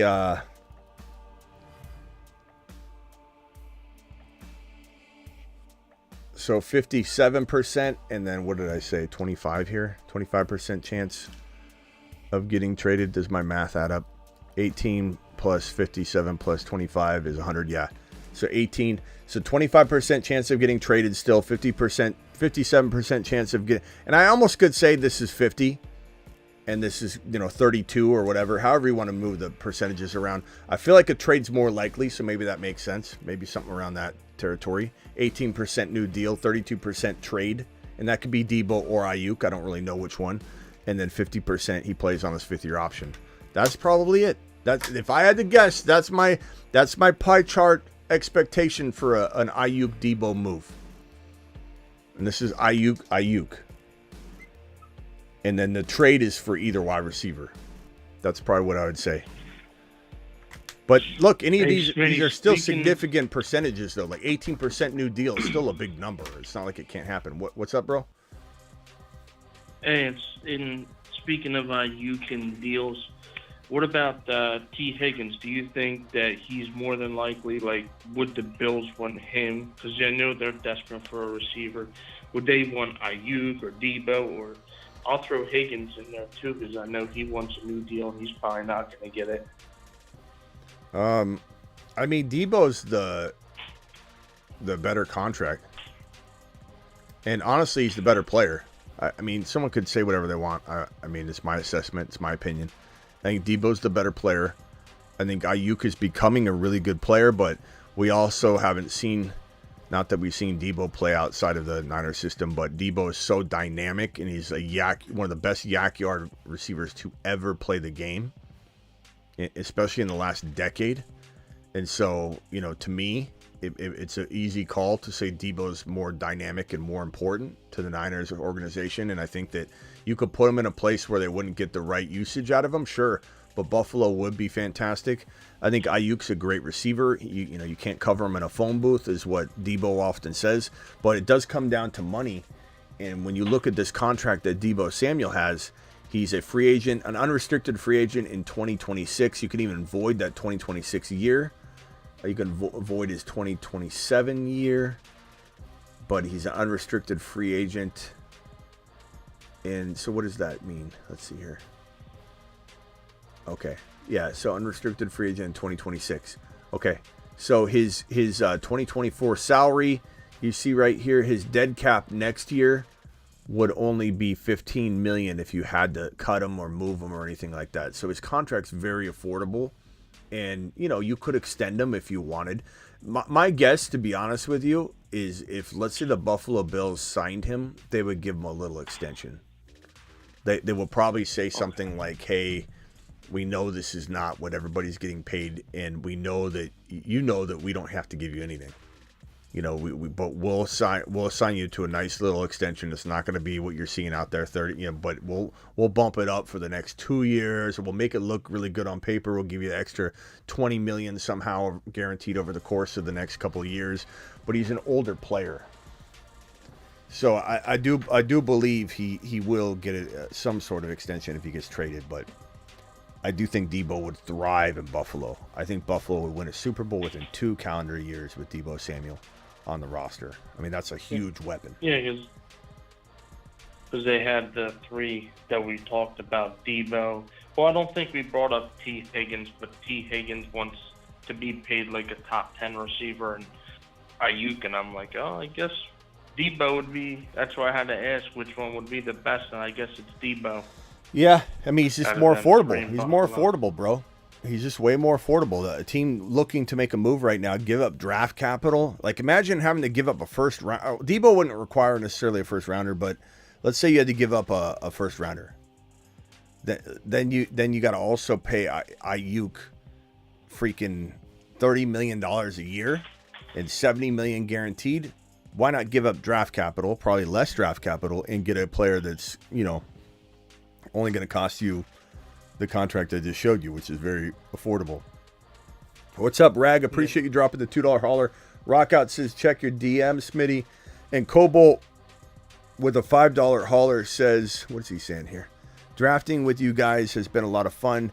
You can tell when you're in a room of solid drafters early on, the challenge makes you much better. We always say that when we draft together, it's a little bit tougher, but then when the big day comes to draft in your buddy league or whatever, you just clean up because you're used to drafting in a challenging setting. Kind of like when you're forces you to try all different things. It's kind of like that commercial where the referee's getting yelled at by the player, and then the player's just screaming in his ear. The ref's not moving an inch, and then the commentator goes, "Where did he train for this?" And then they cut to him at home, and his wife's just yelling in his ear. It's like kind of like that. Like you go into a draft. You're preparing in the most crazy conditions, and when you go to the big dance, it's a cakewalk. Especially when you get like 60 seconds. We do 30-second drafts on Underdog. Anybody wants to draft with us, make sure you hit this link. I'm going to pin it in the live chat. We draft most midnights, which will probably be tonight. So click this link right here on Underdog and sign up. It's a minimum of $10. They'll match your first deposit 50%. So if you do $10, they'll give you $5. If you do $500, they'll give you $250. They'll match up to $250. So hit that link and we'll draft tonight. But Underdog's 30-second timer. So you go do your mom and papa league or your slow draft or whatever. It's a cakewalk. You do a 60-second draft. It's like you're bored as hell.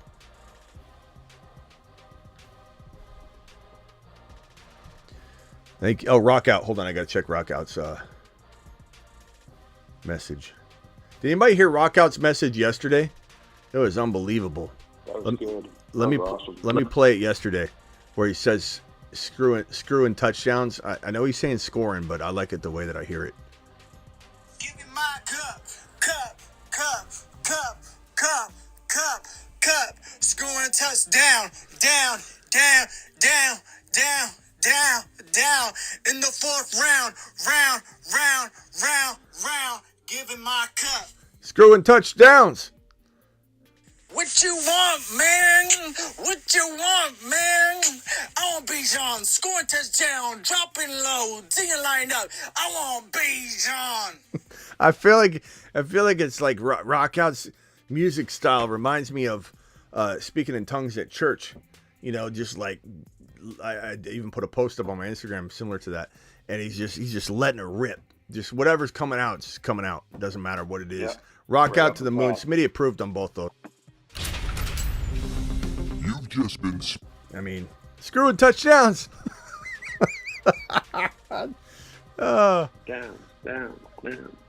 It's catchy. Let's play it one more time. The Cooper Kupp one specifically is. I like that other one too, but this one is just straight up fire. How do you not? Give me my cup, scoring touchdown, down, in the fourth round, giving my cup. Attaboy. Screwing touchdowns. It's catchy. I don't think I've ever put somebody else's, thing on my video process for player animations and such. I think that's gonna be Cups. I think it's gonna be Cup. Like maybe he'll be singing with the mic, like "Give me my cup." You know what? I should have a contest.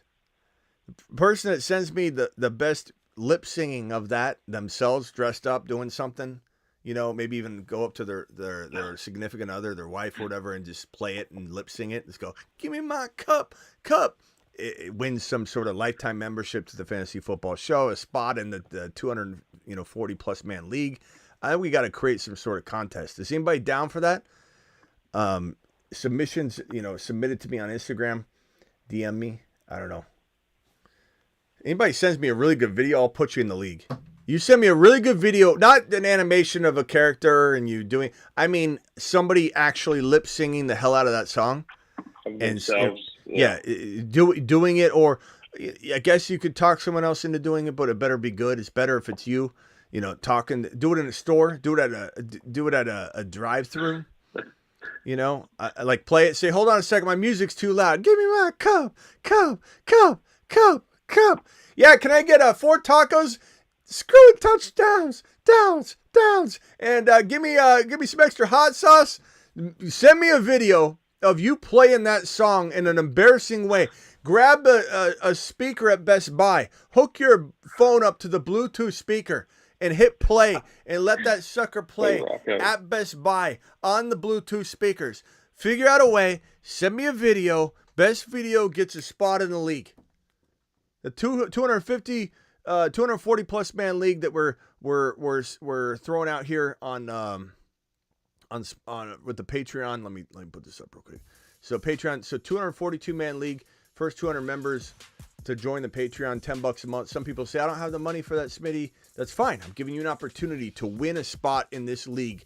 If you send me an amazing clip of you doing something wild and crazy, it's got to be good. Don't send me something stupid like you just playing it like in front of you're by yourself and you've angled the phone at the radio. Like, it's got to be something wild, and you can win a spot in that league. And don't forget to get on over to the Patreon. The link to the Patreon is right here, and it's a phenomenal group. It's basically, let me go back to that for 1 second and show it. Patreon, let me just copy this link. Here's the link to the Patreon. Do it live, hit that link. The Patreon is basically, it's as simple as this. There's 10 live chats. You can see them right here. I'll move this out of the way. There's 10 live chats. That's just a button on the Patreon app, and then you have access to them. They're constantly live. We're always in there talking. There's a game day chat, so during the games, Monday game, Thursday game, Sunday games, anytime there's a game, we're in there going to be chatting like crazy. And then there's like a home button that you can click the content, and the content is locked down, and it's free to the or it's available to the Patreons only. First 200 people, and this is still good through midnight tonight. I think even tomorrow by midnight you'll be safe. But the first 200 people will get a spot in the 242-man league. And then I'm giving away other spots. As you can see, the number doesn't match up, right? So we're gonna do a little contest. Like, so somebody send me that give me my cup music video. Bruce, appreciate you. He hung up. Oh, I was just gonna say on the Patreon, like, if you have trade questions and stuff, there's always people in there giving feedback. So Overcome's in. He just jumped into the Patreon. Thank you, Overcome. Appreciate you jumping in, bro. Overcome just subscribed. Rockout says, "Give me my cup. A cup, drink tea." Yeah, we'll figure it out. We'll make something. Rockout, thank you for the rendition and also the super chats, my guy.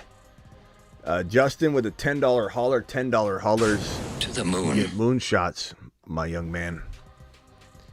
Justin dropping another super chat with it. Smitty to the moon. Appreciate that one. Let me read your bigger question here. Hey, brother, I know you're kind of out on Keenan Allen, and I am as well, but lately I've gotten him in like the 75th or 80th pick, and I was wondering where you think it would be acceptable to grab him. I think that sounds okay. It doesn't mean that I won't, 8 times out of who just joined the Patreon? Arrogance just joined the Patreon. Arrogance, appreciate you joining the Patreon, bro. I'm gonna try and call everybody out. Ron Navy dropping Navy sighting. Yeah, there he is. Ron Navy dropping a $20 holler. Says Cup Tuesdays. Give me my cup, Ron. I want to see Ron play that music video somewhere. That would be great. I'm sure Ron would do it. Ron would play it at the butcher. He'd go get his steak and his meat, and I could see him walking in with that song playing. Ron would definitely. Ron, the $20 holler. Let me celebrate Ron's $20 holler real quick, and then I'm going to read Justin's thing. Alert. Super chat alert.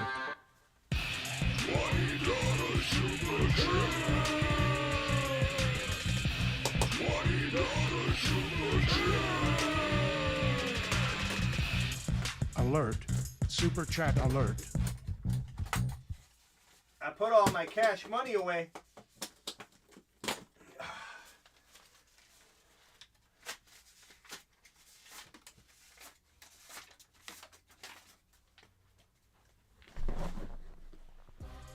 Thank you, Ron, for dropping that. So this question here. ADP wise for Keenan Allen, it looks like he's going at number 53.3. So, yeah, I mean, if you're getting, I don't think 75 or 80, bro, that does not sound correct. We're talking about Underdog Fantasy ADP, where wide receivers are consumed like they're a dying breed. And he's going 53 overall. That's not in Superflex or something, is it? Where he's getting pushed down a little? Yeah, I don't know. If you're talking Superflex, Justin, I don't know. This doesn't make sense, though. So, yeah, I mean, if you're talking about 80 overall, that's where, well, I mean, I'm taking JSN over him, and he's going 77. So, the answer to this would be I'm trying not to take him. I'm still looking, and I'm finding. JSN, 77. Do it live. Christian Watson, I'm tempted to go Christian Watson over him, to be honest with you, bro. Keenan Allen's not the same player. He's not the same player. Like, he is older, and he's in he's not by himself. He's got 3 wide receivers. He doesn't have Herbert. He's got no Herbert, 3 wide receivers in his room, He may be the third best in the room right now at this current point in his life, and his quarterback's a rookie and plays for the Bears who don't develop quarterbacks. And he's underthrowing Keenan Allen right now to the point where Keenan Allen's saying hell nah when he's catching the football, when he underthrows him. And so Watson, Jameson Williams, I'd take Jameson Williams at 84 overall over Keenan Allen. And also, on top of that, bro, we have the Planet Uranus board. And off he goes to the planet known as Uranus. Not only am I going to say negative Ghost Rider. Negative Ghost Rider. We're not drafting Keenan Allen. We're not drafting Aaron Jones. At least I'm not. But to the degree where I can absolutely find a better player. And even if I sort by RB and I go to, running backs in the 70s, we're talking about Najee Harris at 84, Ramondre at 84, Jonathan Brooks at 86, Zamir White right after that. Yeah. There's no way in hell. But what's wild, though, is Keenan Allen's ADP isn't near this. He's so much higher, which is why he's on this board. And off he goes to the planet known as Uranus. He's probably one of the biggest busts in all of fantasy this year at that current asking price on Underdog in the 60s, the 58 to 60 territory. That was an absolute no-no. But even your question, and Justin, I love you, pal. Trust your gut, and I appreciate your super chats, but bro, give me JSN. Give me Jonathan Brooks. Give me Najee Harris. Give me Zamir White. Give me Zach Moss. Zach Moss is going 90 overall. Why is Zach Moss going 90 overall? Do I have him on the Moonman list? I don't think I do. Do we need to do it? The Moonman dropping loads in outer space. We might need to do it. What is going on?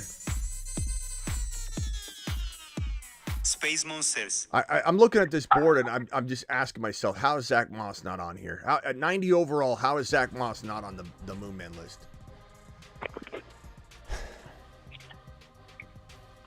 I think I got to do it. Does anybody disagree with me? What you think of Chase? Depends on what you think of Chase Brown, I guess. I don't know. They signed him, though. They went out and got him for a reason. I just don't know that there's much better value than that. I mean, cuff them. I mean, look what we got on the Saturn board. The Saturn men. One small step for man, one giant leap for Saturn. I mean, Kyron and Corum are together on the Saturn board. I don't know why we can't go Jamar Chase. What's that noise? Somebody's playing around with the phone. It's like, I don't know. What's that noise? Hello? Yeah, can you hear me? Is that Theo or is that Justin? What are you guys playing? Who's playing with the phone? It's not me. I'm muted. Who said I'm muted? Justin? Theo, you might. Okay. I said I was muted. Okay, whoever wasn't muted, you're up. Who's that? Theo? Justin. You hear me? Okay, Justin, what can I do for you? So, this is kind of an expansion of the Keenan. So there's other guys too that have been falling a lot that I'm curious. Like Romeo Dobbs at pick 130 because I see him falling a lot. How do you feel about him at pick 130? Let me pull up Justin's question. Thank you for the super chat again, by the way. Okay, so it's this one right here. And whenever I'm yelling, I'm not yelling at you. Obviously, you know that I'm yelling at the question. Oh, I'm from Missouri, man. So I don't. You're from Missouri. You don't care. You don't care. You prefer I yell at you. You prefer I talk to you like this, don't you? You feel more comfortable. You want me to slam cabinets while I talk to you? You're like an entertainer, man. Like music to my ears. I guess I would say, I'm not huge on Dobbs. I know a lot of people like him. And the reason a lot of people like him is because he's an underdog. And underdogs usually have a whole big fan club at some point, some way. I like Dobbs. He's not bad, but he's wide receiver 3-4. Watson gets hurt, then Dobbs' season could open up. Wicks is there. Wicks and Dobbs, I feel like, are hard to. It's hard to know who's better, who's going to get more work. Are they going to take away from each other? Who the hell knows? But there's definitely 3 wide receivers that can eat in that Green Bay room. It's just I don't like Dobbs. If I look at Dobbs and I say, where's Dobbs going on Underdog? Let me find it. Because your ADP He goes 5. Your ADP is whack. Yeah, what ADP are you looking at? Like ESPN? So like I do like a million drafts per day, right? So every once in a while, there's a guy that just I don't like. Like I don't like these guys we're talking about. Like I don't like Keenan Allen or Romeo Dobbs. But I say to myself, I'm like, well, if they're gonna fall like 20 picks, then like but that doesn't. Like, you know what I'm saying? But that doesn't. That's like someone saying. Let me just give you a little like idea of where I think on that. That's like somebody saying, well, I mean, this quarterback's falling to the 12th round, so why take Joe Burrow in 7, or why take Jalen Hurts at 4.1 when Joe Burrow's going around 7. Like you could have this song and dance all over where you say there's a bargain. So do I go chase the bargain? The bargain's even better down there. Let me go down there and get that bargain. At some point, I agree. Right. I 100% agree. So but like a lot of these guys, like I don't hate their guts. But it's like I'll tell you, Dak Prescott's one of those. He falls like 20 picks sometimes or 10 picks sometimes, and I'm like, oh, I'll take him because I know that guy's good. Like I know he can play. Yeah. Like you see what I'm saying?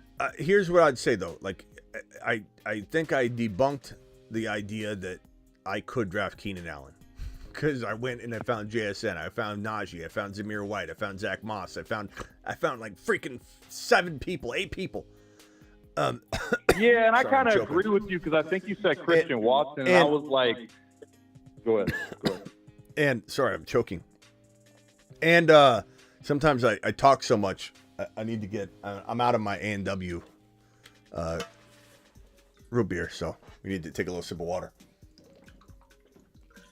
The entertainer's call. Yeah, right there. All right. 106 is where we're getting Dobbs, right? So at that range, Shakir's pretty decent. I think you could argue they're similar, I guess. AD Mitchell goes 117. I like that a lot. Wicks at 124 might even be somewhat more attractive than Dobbs at 106, Josh Downs has got appeal. Jahan Dotson is down here, bro. 133. There's no way I'm drafting Dobbs. There's 0% chance I'm drafting Dobbs off of the name. Leggett. Give me Leggett. Give me Leggett. Give me Ricky Pearsall. Give me Ricky Pearsall. Even with his injury, you're a Leggett guy? Because I'm kind of like 50-50 on Leggett. Even with his what? Even with his what? He has an injury, doesn't he? Well, I mean, bro, it's June. I mean, he's not. Yeah, I don't really care. I don't care like that, but I'm just saying, like, factoring everything in. Well, I'm like 50-50 on Leggett. You do. Well, you do care because you just said because of his injury. So I'm telling you, no. Yeah, but like you factor everything in. I got you, but I like weird about Leggett is good.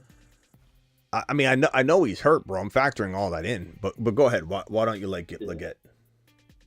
So part of the reason why I'm weird on him is that profile of like did nothing for the first 4 years at like what was he at South Carolina or something? Like he was somewhere where like he was on the Gamecocks. Like he was somewhere where you would think that a guy with that athletic profile could make it onto like the starting roster and contribute. Like, and I'm you not gotta saying look that into it. There were so many reasons. So many off the field reasons he didn't do well. Go ahead and speak to it. Both his parents died. He got in a motorcycle accident. Like a bunch of stuff. He was a quarterback in high school. Like so many different reasons. Yeah, I wouldn't draw too many conclusions, especially when you don't know what the answers are. You know what I mean? Yeah, that's kind of why I wanted to open up the conversation. Yeah, but because like I like the profile, like I like the tape on the Gamecocks, but it's just like something where it's like this got to be explained deeper to me. Like you know what I'm saying? Well, so here's what I'd also say too, though. You got to be careful. Like first of all, you had a very good line, 12, 55, and 7 touchdowns. You got to be careful with this whole thing of that a player didn't do it for multiple years. You definitely want somebody to have a proven track record. I think with running backs, it becomes a little more tricky to have like a little spike and then really no resume. With wide receivers, hard to kind of harder to trip and fall into these numbers that he has right here. 71 receptions, 1255, 7 tutties. He could also develop. Tyreek Hill developed a lot when he got into the NFL. There's a lot of wide receivers that maybe don't have exactly what they need when they come in, but it's a position that if they've shown this kind of production, this is a pretty damn good year in 2023. I'm not too concerned with it. I would be with an RB that had 400 yards to their name. Antonio Gibson came into the league. What was it, Travis, when we looked it up? It was like 40. It was like 50 or 60 combined rushes and receptions that he had or something like that. Very low. Yeah, it was like in the 48 range maybe of sum total. His best season ever was like, it was like 30 rushing attempts and like, what was it? Or no, it was like 8. What was it? Do you remember, Travis? I got it right here. It was for Memphis, he had a total of 33 rushing attempts for 369 yards and 44 receptions for 834 yards. And Gibson was also a wide receiver in college. Yeah. So, well, no, he wasn't really. He wasn't really, bro. He wasn't anything in college. He was just this guy that barely got used. Well, his biggest season was what, Travis? How many receptions? His last season in college, he went 38 for 735 receiving. And 33 for 369 rushing. Yeah, so this was his right here. This was his biggest year. 38 rushes, 33 receptions. I'm not saying like you can't like become a good player, but for a running back, you can't go near that. That is the one no. For a wide receiver, I'm more open-minded, especially when you got a line that Leggett dropped. This is a pretty impressive line. Like we've seen him do it. And the same thing people say about JD5 is he didn't do it long enough. Joe Burrow didn't either. You don't necessarily need to see it. And sometimes, bro, a player comes into their own and they get the opportunity, like I think Theo was saying, where they don't get quite the starts they need. They don't get thrusted into the spotlight. They don't have the opportunity to have all the tools that they need. It all falls in line. You could have a nagging injury that has you prevents you from your junior year being very good, and your sophomore year you weren't ready. And so your senior year you pop. If you played again, you do it again in college. You're ready to go. You're ready to rumble. JD5 passed all those eye tests. He's ready. He's the guy he needs to be right now, and he's walking in being a monster. You can't. There's a certain time and place for saying the resume's too small. I need more information. You're only going to say that when you don't have your eye test passed for you. And Leggett passed it when you look at his film, bro. He passed the eye test. So anyways, real quick. And if you take a deep dive into it, there's a ton of reasons. Even his offensive coordinator was like horrible until his senior year.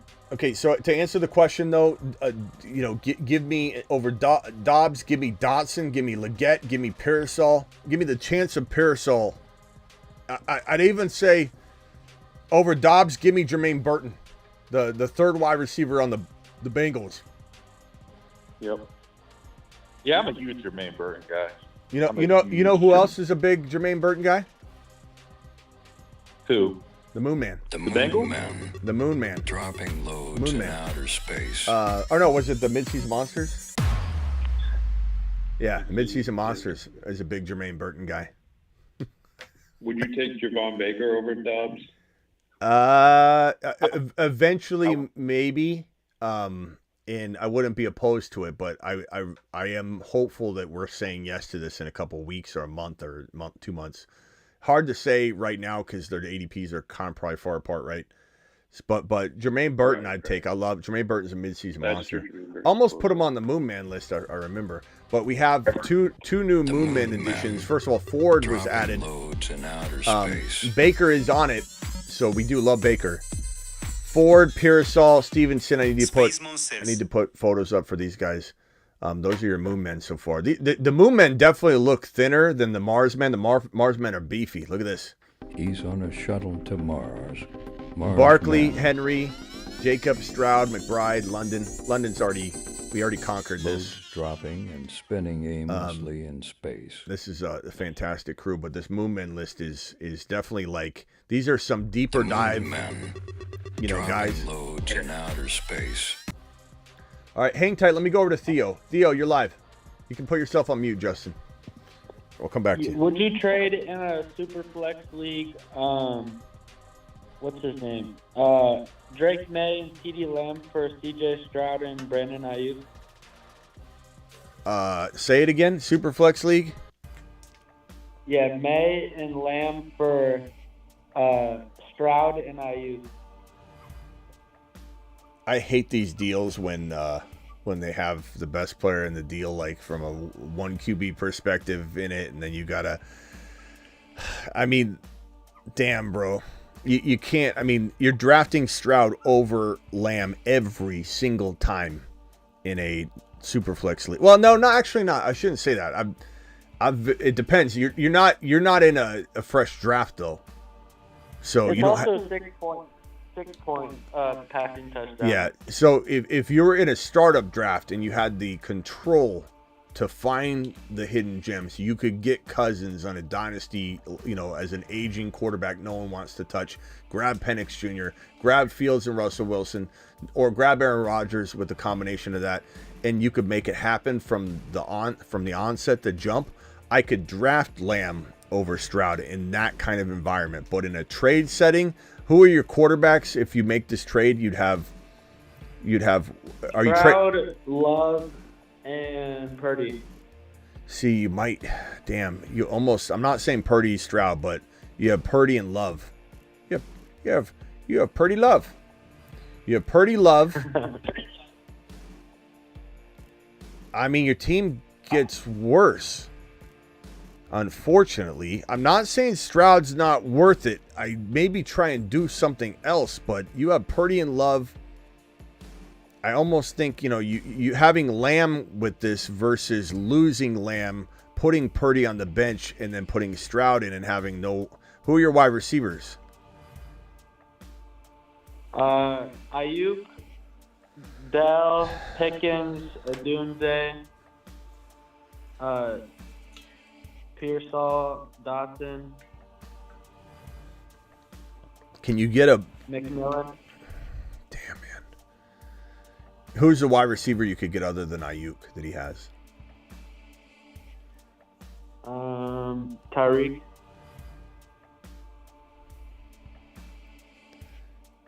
Damn, that would be interesting. I know it's a dynasty league, but shit, bro. Stroud and Hill. You think he'd entertain it? I would do that. I'd bite the bullet. I don't care if you're getting 2 years and he retires. Because he's got a lot of young receivers. So I will push that, bro. A couple of those young guys are going to pan out for him.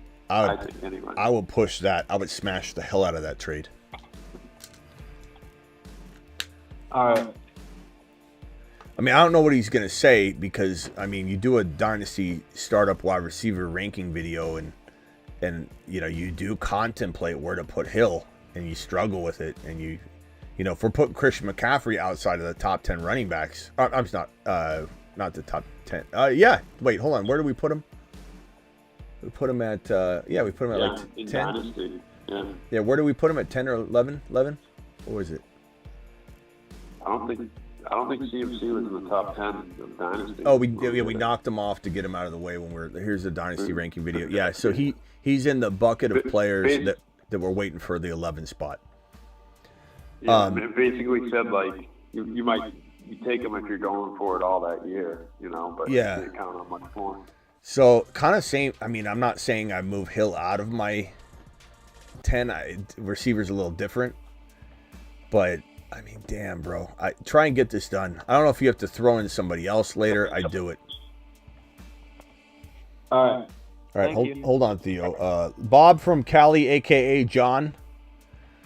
What's up, John? Yeah, I wanted to ask you, not really about the tripod method, but, considering there's a lot of running backs like 6, 7, and 8, and even later on, are you trying to go heavy wide receivers in like the first 6, 7 rounds this year? Or are you just... I mean, I know you do best player available, but are you really trying to hit the wide receivers earlier this year? No. I'm not. I'm trying not to have a plan of any kind. I mean, I can for my draft slot. I could say there are some generalizations that you can make. So the draft slot would probably determine where my mind is going in preparation.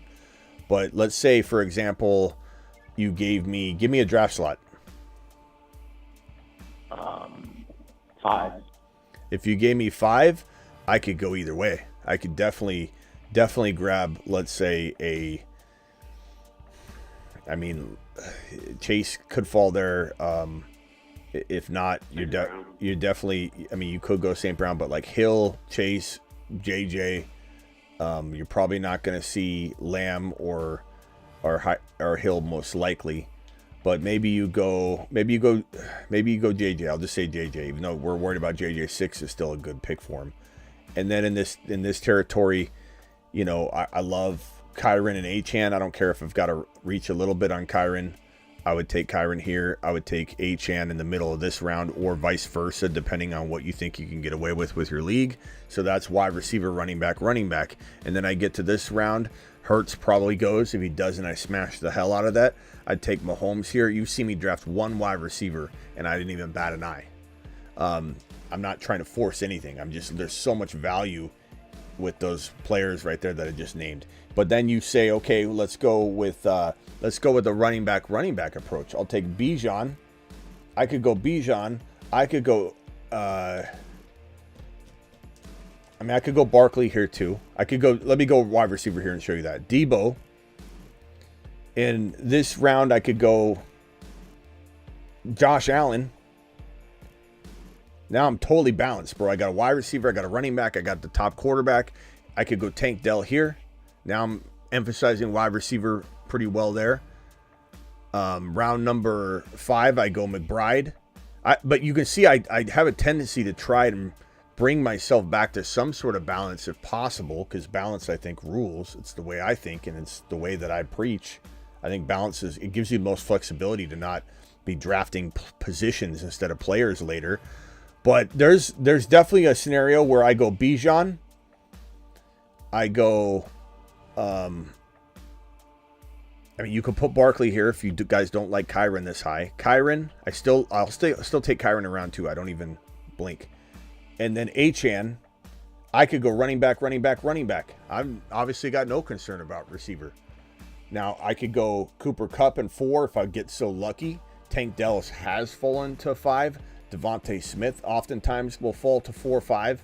If I come out with Cooper Kupp and Devontae Smith as my wide receivers, I'm as happy as can be with this running back crew that I have. AR5 falls to 5, or wherever. Stroud, you can get Stroud here, especially if you have Tank Dell already somehow. Let's say you go Tank Dell instead of Kupp. You get Dell and Smith, and now I can take Stroud if this is best ball. But I've no preconceived notion of anything. And if I get, let's say, this 12 pick, if I get the 12 pick, I'll 100% go Gibbs and Breece Hall here if they fall. And they sometimes do. If they don't fall, I could take Garrett Wilson. I could take MHJ. And I have good balance there. And I'm taking the best. As long as I've got 1 wide receiver and 1 running back with my first 2 picks, I'm more apt to go. I'm not saying I don't go best ball 100% of the time anyway, but I'm just saying I'm more apt to not be influenced one single bit with these other picks because I've already started out as balanced as I can get. So if I want to go running back, I won't even hesitate. If I want to go wide receiver, I won't even hesitate. Best player available does factor in what team you have so far. It does factor in what availability you'll likely see at running back. If you're playing with a bunch of running back hogs in your draft, that will influence my best player available approach. So all those things just need to be considered. Unfortunately, there's no way to give you a blueprint. It's really just teaching process of how to attack everything from that mentality, and then it kind of takes care of itself. But there's no way to generalize, and that's why I feel like the way I talk about fantasy football is different than other people, because literally you could watch some boring ass content creator that's going to tell you go wide receiver. Why don't you just put a blindfold on, walk into your draft and just throw a dart, pin the tail on the wide receiver, and just grab the top 2. I saw a couple of those the other day. Somebody said, like, grab the highest ranked wide receiver in round 2. The metrics and the formula tell you that if you draft a running back, that you should be drafting a wide receiver. You should be drafting the best player available. You know why? Because you should have more faith in yourself that you can smash those other positions of need later because you've been doing your homework and you know who's going to ball out. You know what players are going to be smashes and monsters this year. You're going to draft the next version of Puka as you can find them. You're going to have Najee and Warren, or you're going to have Connor and Benson. You're going to have Zamir White later dropping loads. You're going to have Zach Moss creating an absolute shitstorm for everybody else that you're facing every single. You're going to find your arsenal of weaponry that are going to carry you and be your sleeper candidates at those positions. I'm not worried at all. That's why I don't care about this best ball, way that people approach it all the time, that's cemented in. Like, you got to go 3 wide receivers in the first 5 rounds. The statistical data of it is last year. That's last year. That's last year when everybody was kind of doing the wide receiver. Now everybody's doing it. Everybody's consuming it. Everybody's trying it. And now you got an overcrowded parking lot of people more than ever applying the same strategy. And I'm not saying every time I'm doing this, but I very much am always intrigued to take a look at best player available, take a look at the map on the board and say, if I go against traffic, you know what I'm going to end up doing? It doesn't always work. Sometimes I hate my team. That's the nature of it. But if everybody's going wide receiver, and I'm going RB, and by the time I'm done drafting my last RB, maybe an RB stretch happens, more so than you ever expect, and only 3 wide receivers go between that next pick, and you end up getting an absolute steal in the 3rd round because everybody swung back and went the other direction. Now you're driving against traffic again. I can't tell you how many times I've drafted running back and that trend flips right when I take them, and then all of a sudden I see 2 or 3 wide receivers go in a 10 or a 7 or 8 pick span, and I literally, I'm looking at the same wide receiver I wanted to draft in the 3rd round, or in the 2nd round, in the 3rd round. And now I absolutely manipulated that little stretch there by going against traffic. And sometimes it backfires. Sometimes you have the worst wide receivers ever, and you have to say, bye $5. I flushed $5 on this draft down the toilet. But that's how you accumulate teams, trial and error. It's like doing an NCAA bracket. You know one of your brackets is going to lose, but you're going to do a couple variants of your 4 or 5 NFL or NCAA brackets or your NFL playoff brackets. One of them is going to lose, right? But you do a couple variants of it.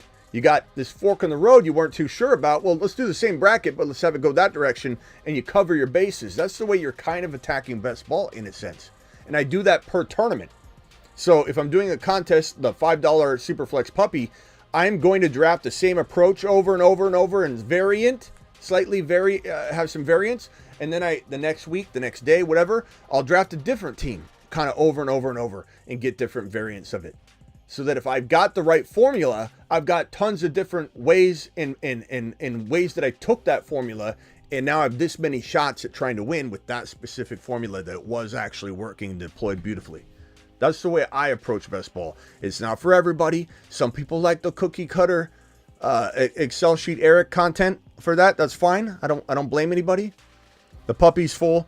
Yeah, that was unfortunate. It went quick, but I'm sure they're going to drop a puppy too very quickly because that went fast.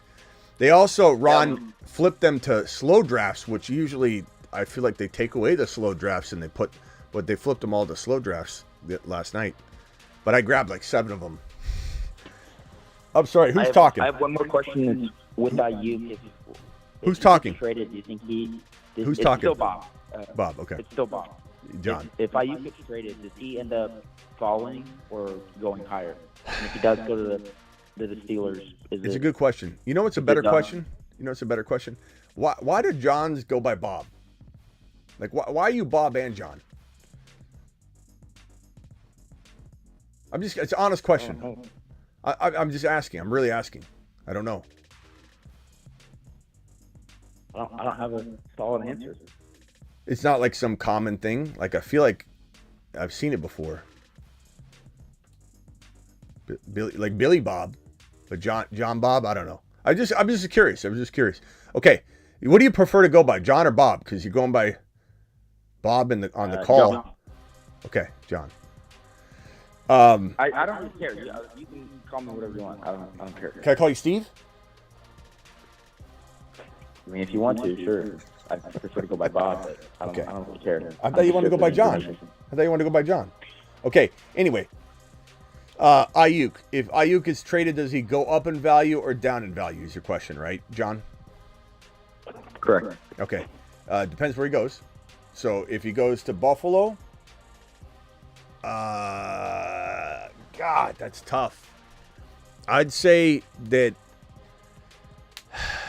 look, he's been playing amazingly in San Francisco, but they did bring in Pearsall. And so I kind of feel like, especially if he stays, they want to get, think about it. If you're the head coach of the San Francisco 49ers, okay, and you knew that you're moving on from Debo, or you could almost say if Debo and Aiyuk are on the roster and Aiyuk doesn't get a contract this year, would you agree, John, that it's almost a guarantee one of them is moved on from next year, whether it's trade or letting Aiyuk hit the market? Would you agree with that? 100%. Okay, so the way I would look at this is that if I'm Debo and I'm staying in San Francisco and Aiyuk's on the roster, Ricky Pearsall's there, they have to get Pearsall versed. Why would they want to walk into next offseason with him having to learn everything? They want him ready to go. So I would say Buffalo. I would say I'd rather have him in Buffalo. I know he's used to being used like the wide back, but I think he gets used like that in Buffalo. Buffalo would be a fantastic place for him.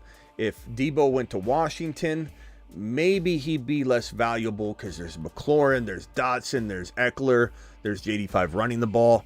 So it would be more exciting for football's sake than it would be fantasy, although he'd still probably go down in value, so he'd still be a decent grab. And he'd probably run the ball a little bit. I think anybody that brings him in, they know what his skill set is. I don't think they're bringing him in like as if this is some crane operator and guy that can drive tractors and build and repair all of the vehicles, and you bring him into your shop and you say, oh, you can do all that? Like, we saw you do all that. We're just going to have you just drive the tractor, Bob. Like, I think Debo will be used wherever he goes is best to their ability. Now, some teams might not have a good ability to do it. Give me another team. Pittsburgh, I think he goes down in value in Pittsburgh. I think it's great for Pittsburgh. Are you in Pittsburgh? Does he go down? Oh, I said Debo. I was saying Debo. Yeah, you're right. I'm sorry. I switched on you. Aiyuk in Pittsburgh.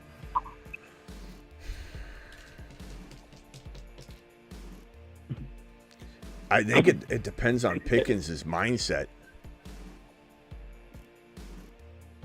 Hey, Smitty, I got to jump. I'll talk to you later. All right, Travis, later. I don't know. That's a tough one. Let's see what Justin thinks. Justin, if Aiyuk goes to Pittsburgh and he's playing with Pickens, does he go up or down in value? He goes up, in my opinion, because I think he's just more electric than Pickens, and I think he's going to draw more targets than Pickens, because Pickens doesn't always get open, per se. He's just one of those guys that, like, even though he's blanketed, you trust that he comes down with a high percentage of that. Yeah, I agree with that. They need the guy that gets open on, like, a deep post or something, and I think Aiyuk can get open, like, deeper downfield, because, like, I think Roman Wilson will get open underneath. I think Pickens is kind of like your... Well, if everyone's blanketed, I'll just take the guy that gets them when I think he fits in there really well, honestly. Yeah, I could get behind that. Chat, if you agree or disagree, drop it in the chat. I would say probably goes up or stays the same. The reason I'd say, like, if they didn't draft Pearsall, I think I'd probably say I'd rather him stay in San Francisco than go really anywhere because his value will go up and everything. But I don't know. I feel like with Pearsall there, it's going to be different. So yeah, I don't know. It's a good question, John. I don't know the answer. I don't know the answer. If he leads the season number one wherever he goes. I mean, again, that's up for debate because I mean, Pickens is as talented as anybody in the top like 12. Well, I wouldn't say anybody in the top 5, but I mean, like he's as talented as anybody in the top like 8 to 12.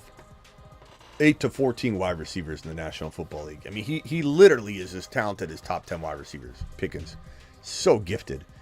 And to Justin's point, he's right. Like Pickens, as we know him, is a guy that kind of just goes deep, grabs a contested catch, kind of has been coined a guy that struggles to maybe make his own way, create space and everything. I get that, but we also could say they use him a certain way. I don't know. I think he's going to be a little bit more frustrated. I think the likelihood of Aiyuk running a lot of underneath routes and getting kind of the Christian Kirk treatment, whereas Pickens will get the Ridley treatment from last year, that's more likely. I think if you put him in Buffalo, there's so many targets to consume. Aiyuk or Debo goes up in value than staying in San Francisco with Ricky Pearsall on roster, and you can't take Ricky off the roster. He's already there. So they're going to try and verse him and get him ready to go. So that'd been my answer. John, you got another one? No, sir. Appreciate it. Have a great All right, night. John. Later, bro. Appreciate you. Justin, final thoughts? I would say if Debo goes to the Steelers, because was that part of the cards of what you guys were talking about? If Debo goes to the Steelers?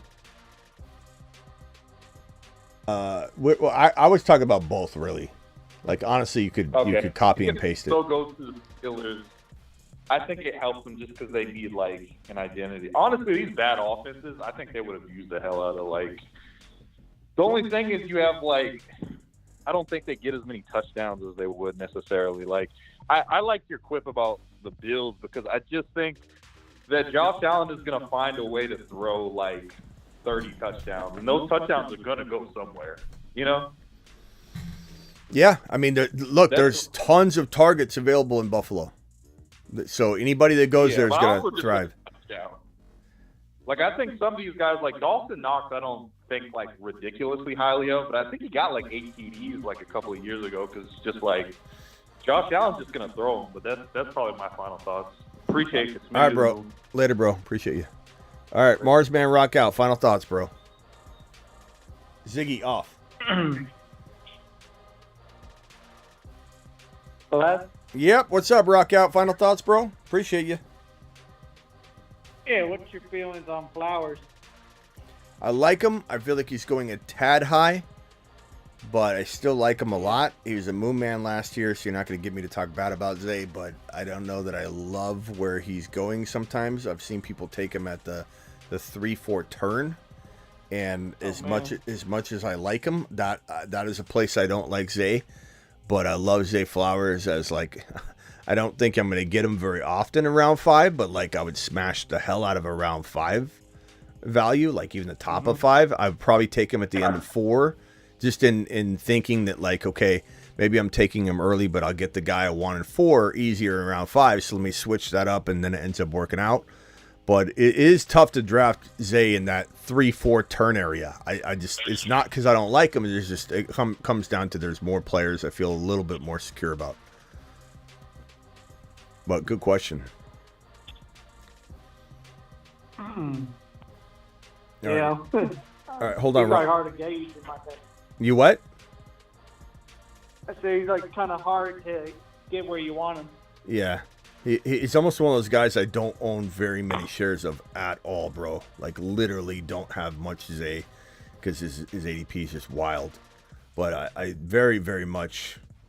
want to have shares of them. I just can't. I can't find a way to grab them.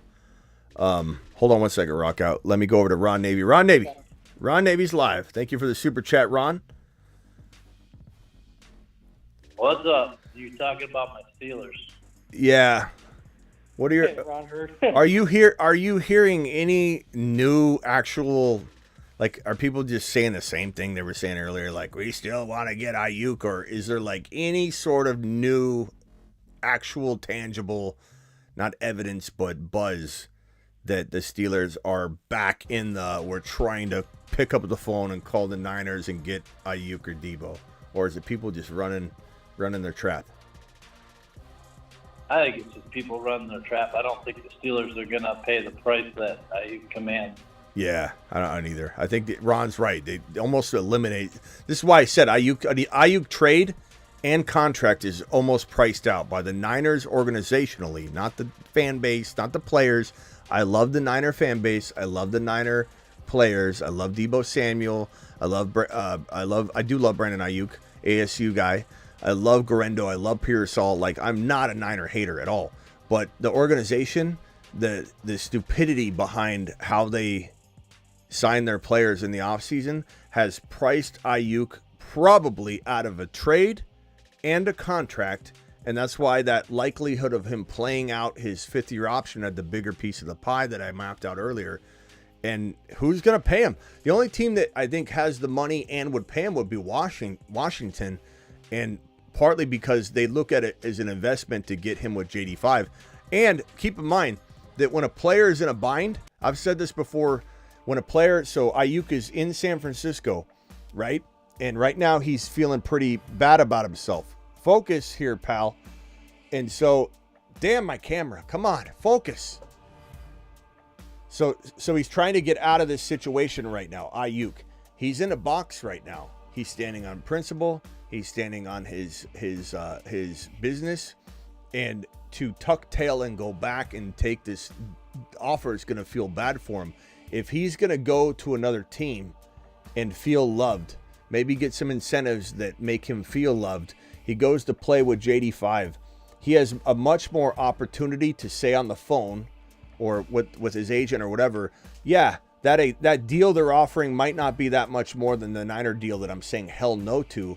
But guess what? I get to go somewhere where they want me. I get to go somewhere where maybe I got some more incentives. You give me something, a little bit of something that makes me feel like I'm getting what I want. I just wanted out. That's all I wanted. I wanted to feel like they wanted me. I can accept this lower offer now. So I think Aiyuk has an opportunity to maybe, I don't want to say fold a little more, but players do tend to fold a little more when they can get the opportunity they want. And the market, like let's say he goes somewhere where there's better taxes. Like there's all kinds of reasons that he could rationalize that. You know what I mean? Like if he went somewhere like Tyreek Hill did, where he chose to go to the Miami Dolphins over the Chiefs so he could save a ton of money. His contract was worth so much more when he didn't go to KC. That might be something that Aiyuk has to consider too, right? Maybe a lower contract offer is worth a whole hell of a lot more in a different location. I don't know all the ins and outs of every single tax bracket, but where we're talking. But I think Washington will be one where he would want to go just for the mere fact of he gets to play with JD5 and they're fast friends. What else you got, Ron? Yeah, they don't. Yeah, but it depends on how many home games they have because they pay taxes in the state that they're playing in. So depends how many home games they have. Like if they go to Florida. Is that true? One of the 10 states. So they're still going to be paying, when they go to LA, they're going to be paying out the butt for taxes. Is that true? Yeah. Yeah. Huh. Yeah, they pay taxes. So, yeah, that would be interesting. That would be interesting if that's I can't 100% confirm that, but I trust what you're saying. But you could probably find the right schedule that actually benefits you more than the place that you live, if that's the case. I don't know. I would imagine that the signing bonus and all that stuff, though, that's a big factor. You're talking about game checks, maybe, but not all the big money. Yeah, game check. Yeah, so I think overall, though, you're talking about huge signing bonuses and huge. So bonus stuff is a different category. Yeah, but that's a majority of the money, though. I'm not going to. Yeah, it might influence them a little bit, but at the end of the day. But no, people are underestimating a little bit because they're taking look, they talked about Pickett just being long distance and this and that. He's not just that. You got to look. How is he being used? What quarterback did he have? What quarterback does he have now? What two quarterbacks does he potentially have now? Both of them get the ball down the field. Both of them. He was also running. They didn't watch him very closely because he was also running routes to the mid routes, short routes he started running all the routes. So Pickens isn't just a one-dimensional type of receiver where he just goes and gets contested catches. That's a bunch of bull. People aren't paying attention if that's what they're saying. They really don't follow him. Yeah, I think. Just, I think there's something. They hear it somewhere because they hear it. Then they're just. It's like watching the news. You hear something on the news, and you're just gonna go and repeat it and take it for gospel, and you don't even have a clue. You didn't do your own research. That's what people end up. I like Pickens, and I do think that there are things he could work on to get more polished, but I still love him. Talent-wise, he's a phenomenal player, but I do worry about how he's going to adapt to two different quarterbacks if Fields and when and if Fields gets in there. And if there's another elite wide receiver that gets brought in, he'll have a tough time with that, I think. But if he remains the top dog there, and I know you like Roman Wilson a lot, but if it's just him and Roman, I think Pickens will be okay. But it's hard for me to draft him. His ADP is really, really high. His ADP is a little bit out of control. And while I do have a couple shares of him, I'm not drafting him a ton. Not because I hate him. I find other players that it's not like I'm even saying, oh, I'm avoiding Pickens here. I'm not doing that at all. I'm just like, I'm on the clock. Pickens is there. I want to own him, but then I'm looking at, his ADP is right around, let's see here, 42 overall. So I'm looking at Tank Dell right there. I'll take Tank Dell over him all day long personally. I think, Hollywood Brown's very interesting right around that territory. And then there's a lot of running backs that I like. Hollywood can't hold on to the ball half the time? I mean, he's in a really good situation, Ron. He's in a really good situation. He can hold on. He's terrible contested catches. We'll see, Ron. He looks like he's set up for a monster year. I mean, it'll be a fun debate to be had. I mean, Pickens versus Hollywood's it's a good little side challenge. Those are pretty. Hold on to the ball. Well, he's holding on to the ball in OTAs right now. He's looking. Hollywood has been years his Pickens. Well, no one's trying to compare their physical talent. No one's trying to compare their physical talent. I mean, I think Barry Sanders was way more talented than Arian Foster, but Arian Foster was still just as good of a fantasy football producer. Pickens, I love the talent, but we're talking about Hollywood Brown's situation. With Wilson or with Fields, Pickens, I think, is going to get a lot more production. I think he's going to get a lot more looks. Let's go to the chat. Let's go to the chat. Let's see what the chat thinks, because you seem like my take's wild. So maybe it is. No, it's wild. I just don't agree that Hollywood's better than Pickens. I know, but the reaction you have is that it's what? I look at Pickens. I look at Hollywood Brown kind of the same way I look at Deontay Johnson. Stone hands. All right, let's get a vote. Hollywood, one-dimensional. He was very one-dimensional in Baltimore, where he just could take the top off and that was it. But any type of contested catches, he couldn't do it. Let's get a vote. I just want to see what the audience thinks. Go Hollywood or Pickens in the chat. I'm just curious, and maybe you're going to have more people vote your way. I'm curious. You sounded so shocked about it. Let's see. Hollywood did nothing once D-Hop left, says John. Well, John, I know you're a doubter on him, John. Let's see here. Pickens by Kyle. Pickens from Bud. Superficious Pickens. The chat mostly agrees with you, Ron. So far. Brown. Oh, we got a Hollywood vote. As long as Hollywood is healthy. Oh, Hollywood making a comeback, 3-2. Started off bad. Now it's 3 votes to 2. Sorry, Ron. Sorry. Hold on. I'm counting them. I'm counting them as they go, Ron. I'm counting as they go, so you might see something differently. But I'm sorry, Ron. Hollywood. Okay, I got that one by Miles. Travis says Hollywood. Harrison says Pickens. Kaplan says Hollywood. Okay, I feel like it's at least tied. Cooper says Hollywood. I think Hollywood took the lead. I was thinking I was going to get blasted there by the first 3 votes being Pickens. There's another nasty said Pickens. John said Pickens. I mean, it's dead. It's literally almost dead even. Cage said Pickens. Cooper, did I get Cooper's Hollywood? Cage. I mean, it's like dead even. Justin says Pickens. Rush said Pickens. Pickens probably took a 1 vote lead. It feels like I haven't counted it exactly. This is pretty dead even. I mean, that's what I'm saying. That's why when you said what, I was just like, I think it's pretty arguable, Ron. I think it's pretty. I don't think there's any sense of there's no need to be like what. I think it's just preference. I think it's just preference, and there's nothing wrong with that. Hollywood baby it's a virtual lock. It's a tie. It's gridlock in here. You do have that tendency of, if it's not your opinion, it doesn't matter how close it is. No, you've heard me before, even when we weren't comparing like Pickens and Hollywood. Remember last year during the games, I was like, "There's Hollywood." If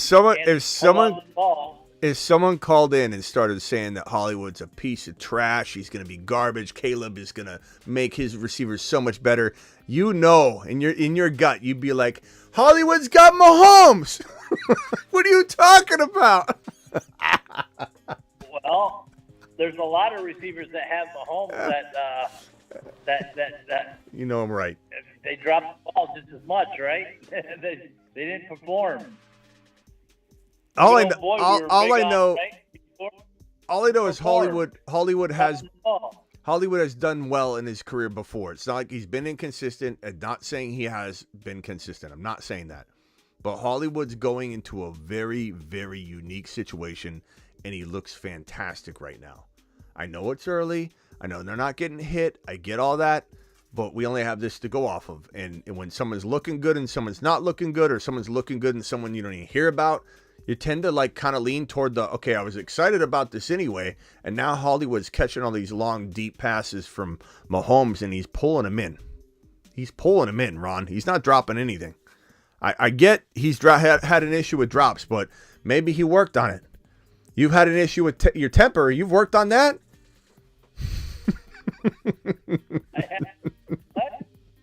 I'm just kidding. I'm just joking. I'm just saying maybe he learned to hold on to a thing or two. I just think Pickens was a different quarterback other than what he had. I think he's gonna really ball out this year. Maybe. I don't dislike him at all. That's definitely the case. I like Pickens a lot. He's a moon man. And the season turns out to be crap. Well, then bye Tomlin.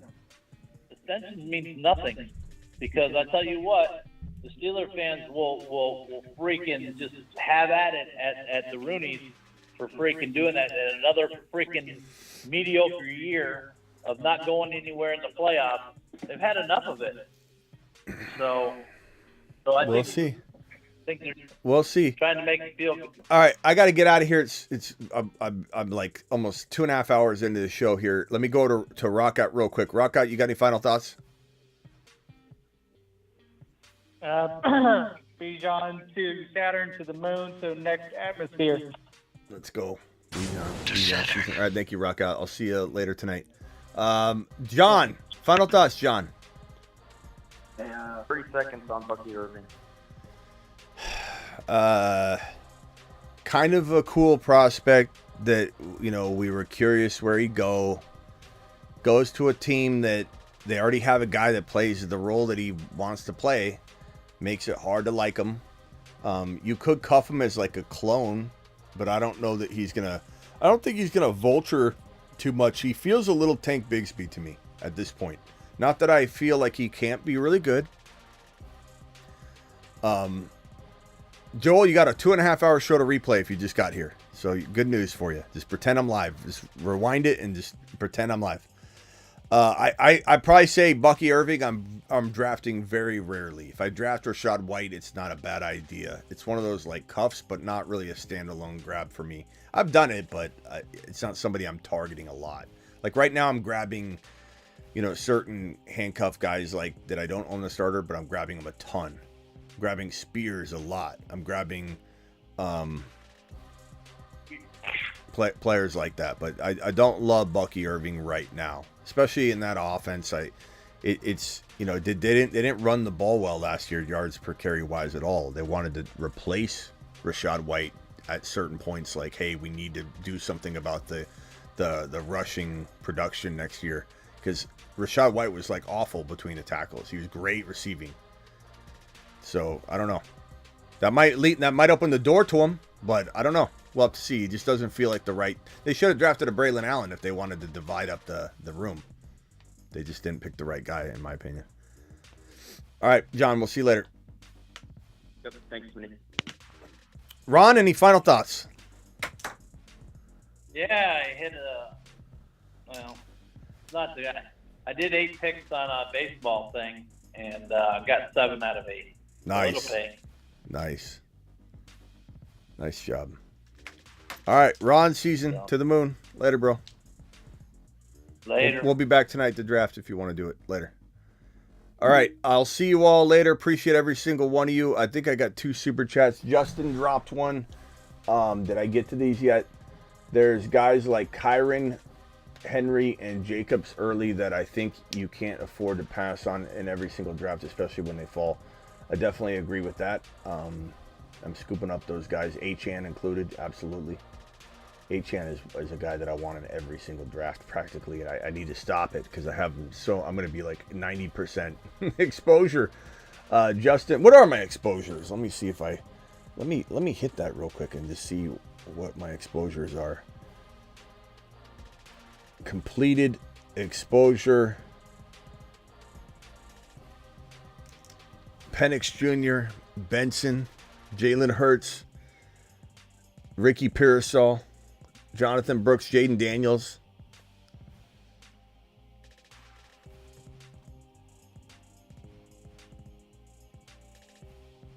Gibbs, Achane.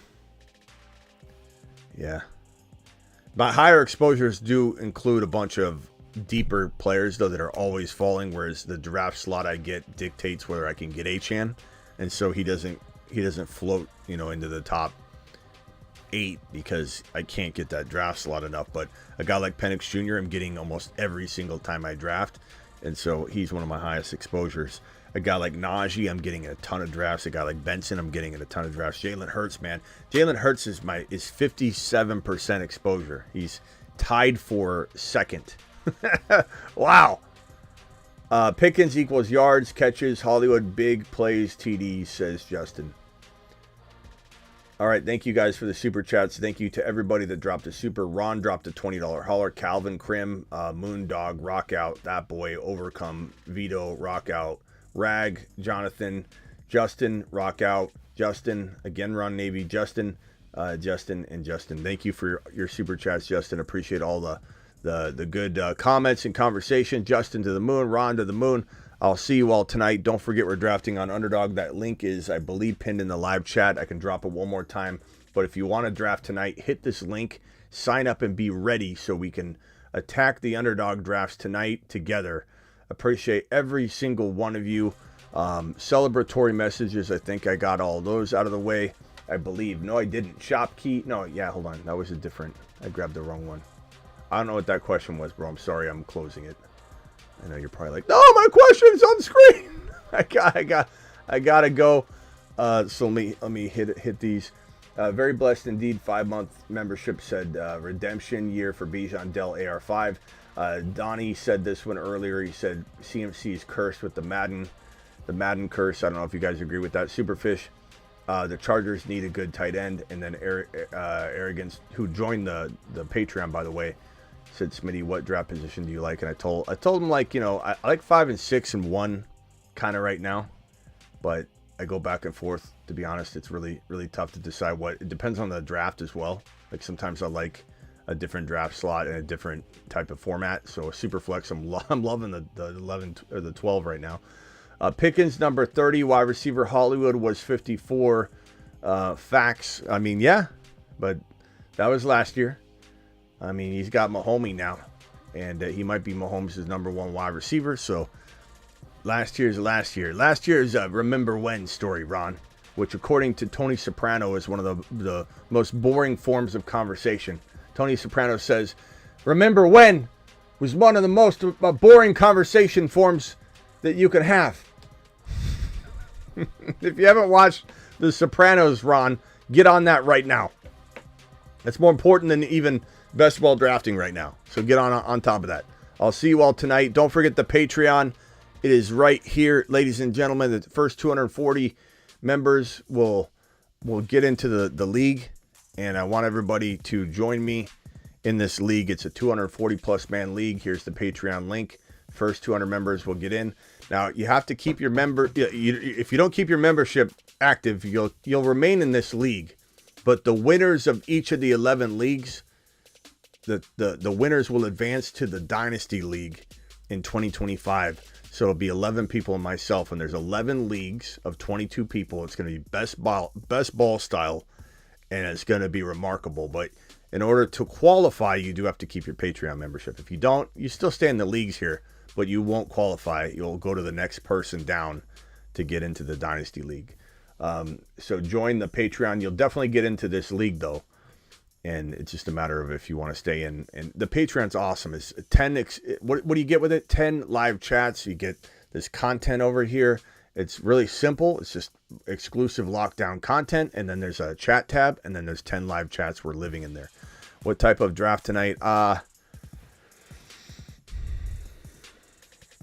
me go to the lobby and see what they got cooking. The sprint, $50. That'd be fun. Eliminator, $10. Marathon, 15. Weekly winner, 10. Big dog, 500. The Mastiff, 1,000. That'd be fun. Best Ball Mania. Double dribble. Basketball one? No. Yep, that's it.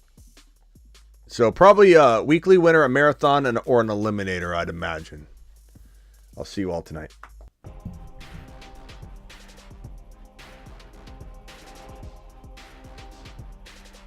John with the super.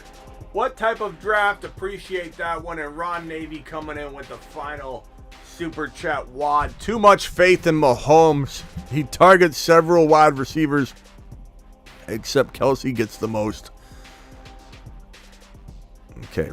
Okay, Ron. I mean, Hollywood's no lock. Don't get me wrong. But either is Pickens. They're in the same wheelhouse. They're in the same boat. Are they not? I mean, the chat just agreed. They're deadlock. Very arguable, those two. Hollywood's going... Pickens is going 42 overall, and Hollywood's going 54. So the general consensus thinks they're about 10 picks apart. Anyway, 10 to 12. So the general consensus agrees with you, Ron. I like Pickens. I don't hate him.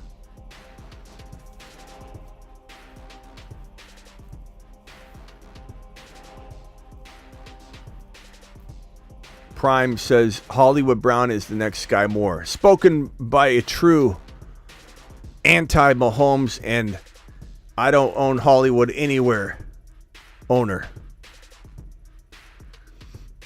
Look at the stats. Ron, did Pickens outscore him last year? I better just change my mind.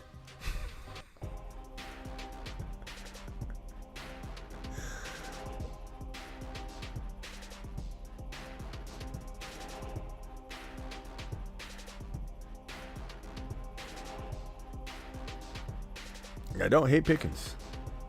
I don't hate Pickens, Ron.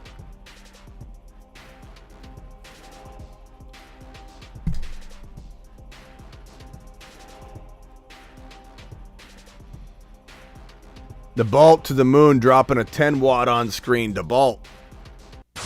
To the moon. DeBalt, Ron, thank you for your final super chats there. DeBalt's, so Ron says, look at the stats, and DeBalt's final super chat, this $10 hauler was hit the Brees goated scene one time, please. Okay, your wish is my command, pal.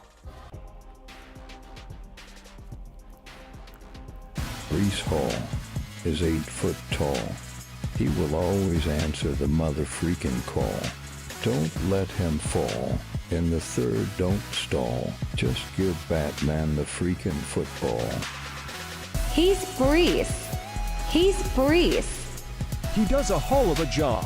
A hell of a job. A hell of a job. Brees Hall, please report to the moon. He does a hell of. Get Brees. All right, I'll be back tonight. Appreciate you all. Thank you, Sick Nasty. Thank you to my mods. Later. Deuces. I'm out.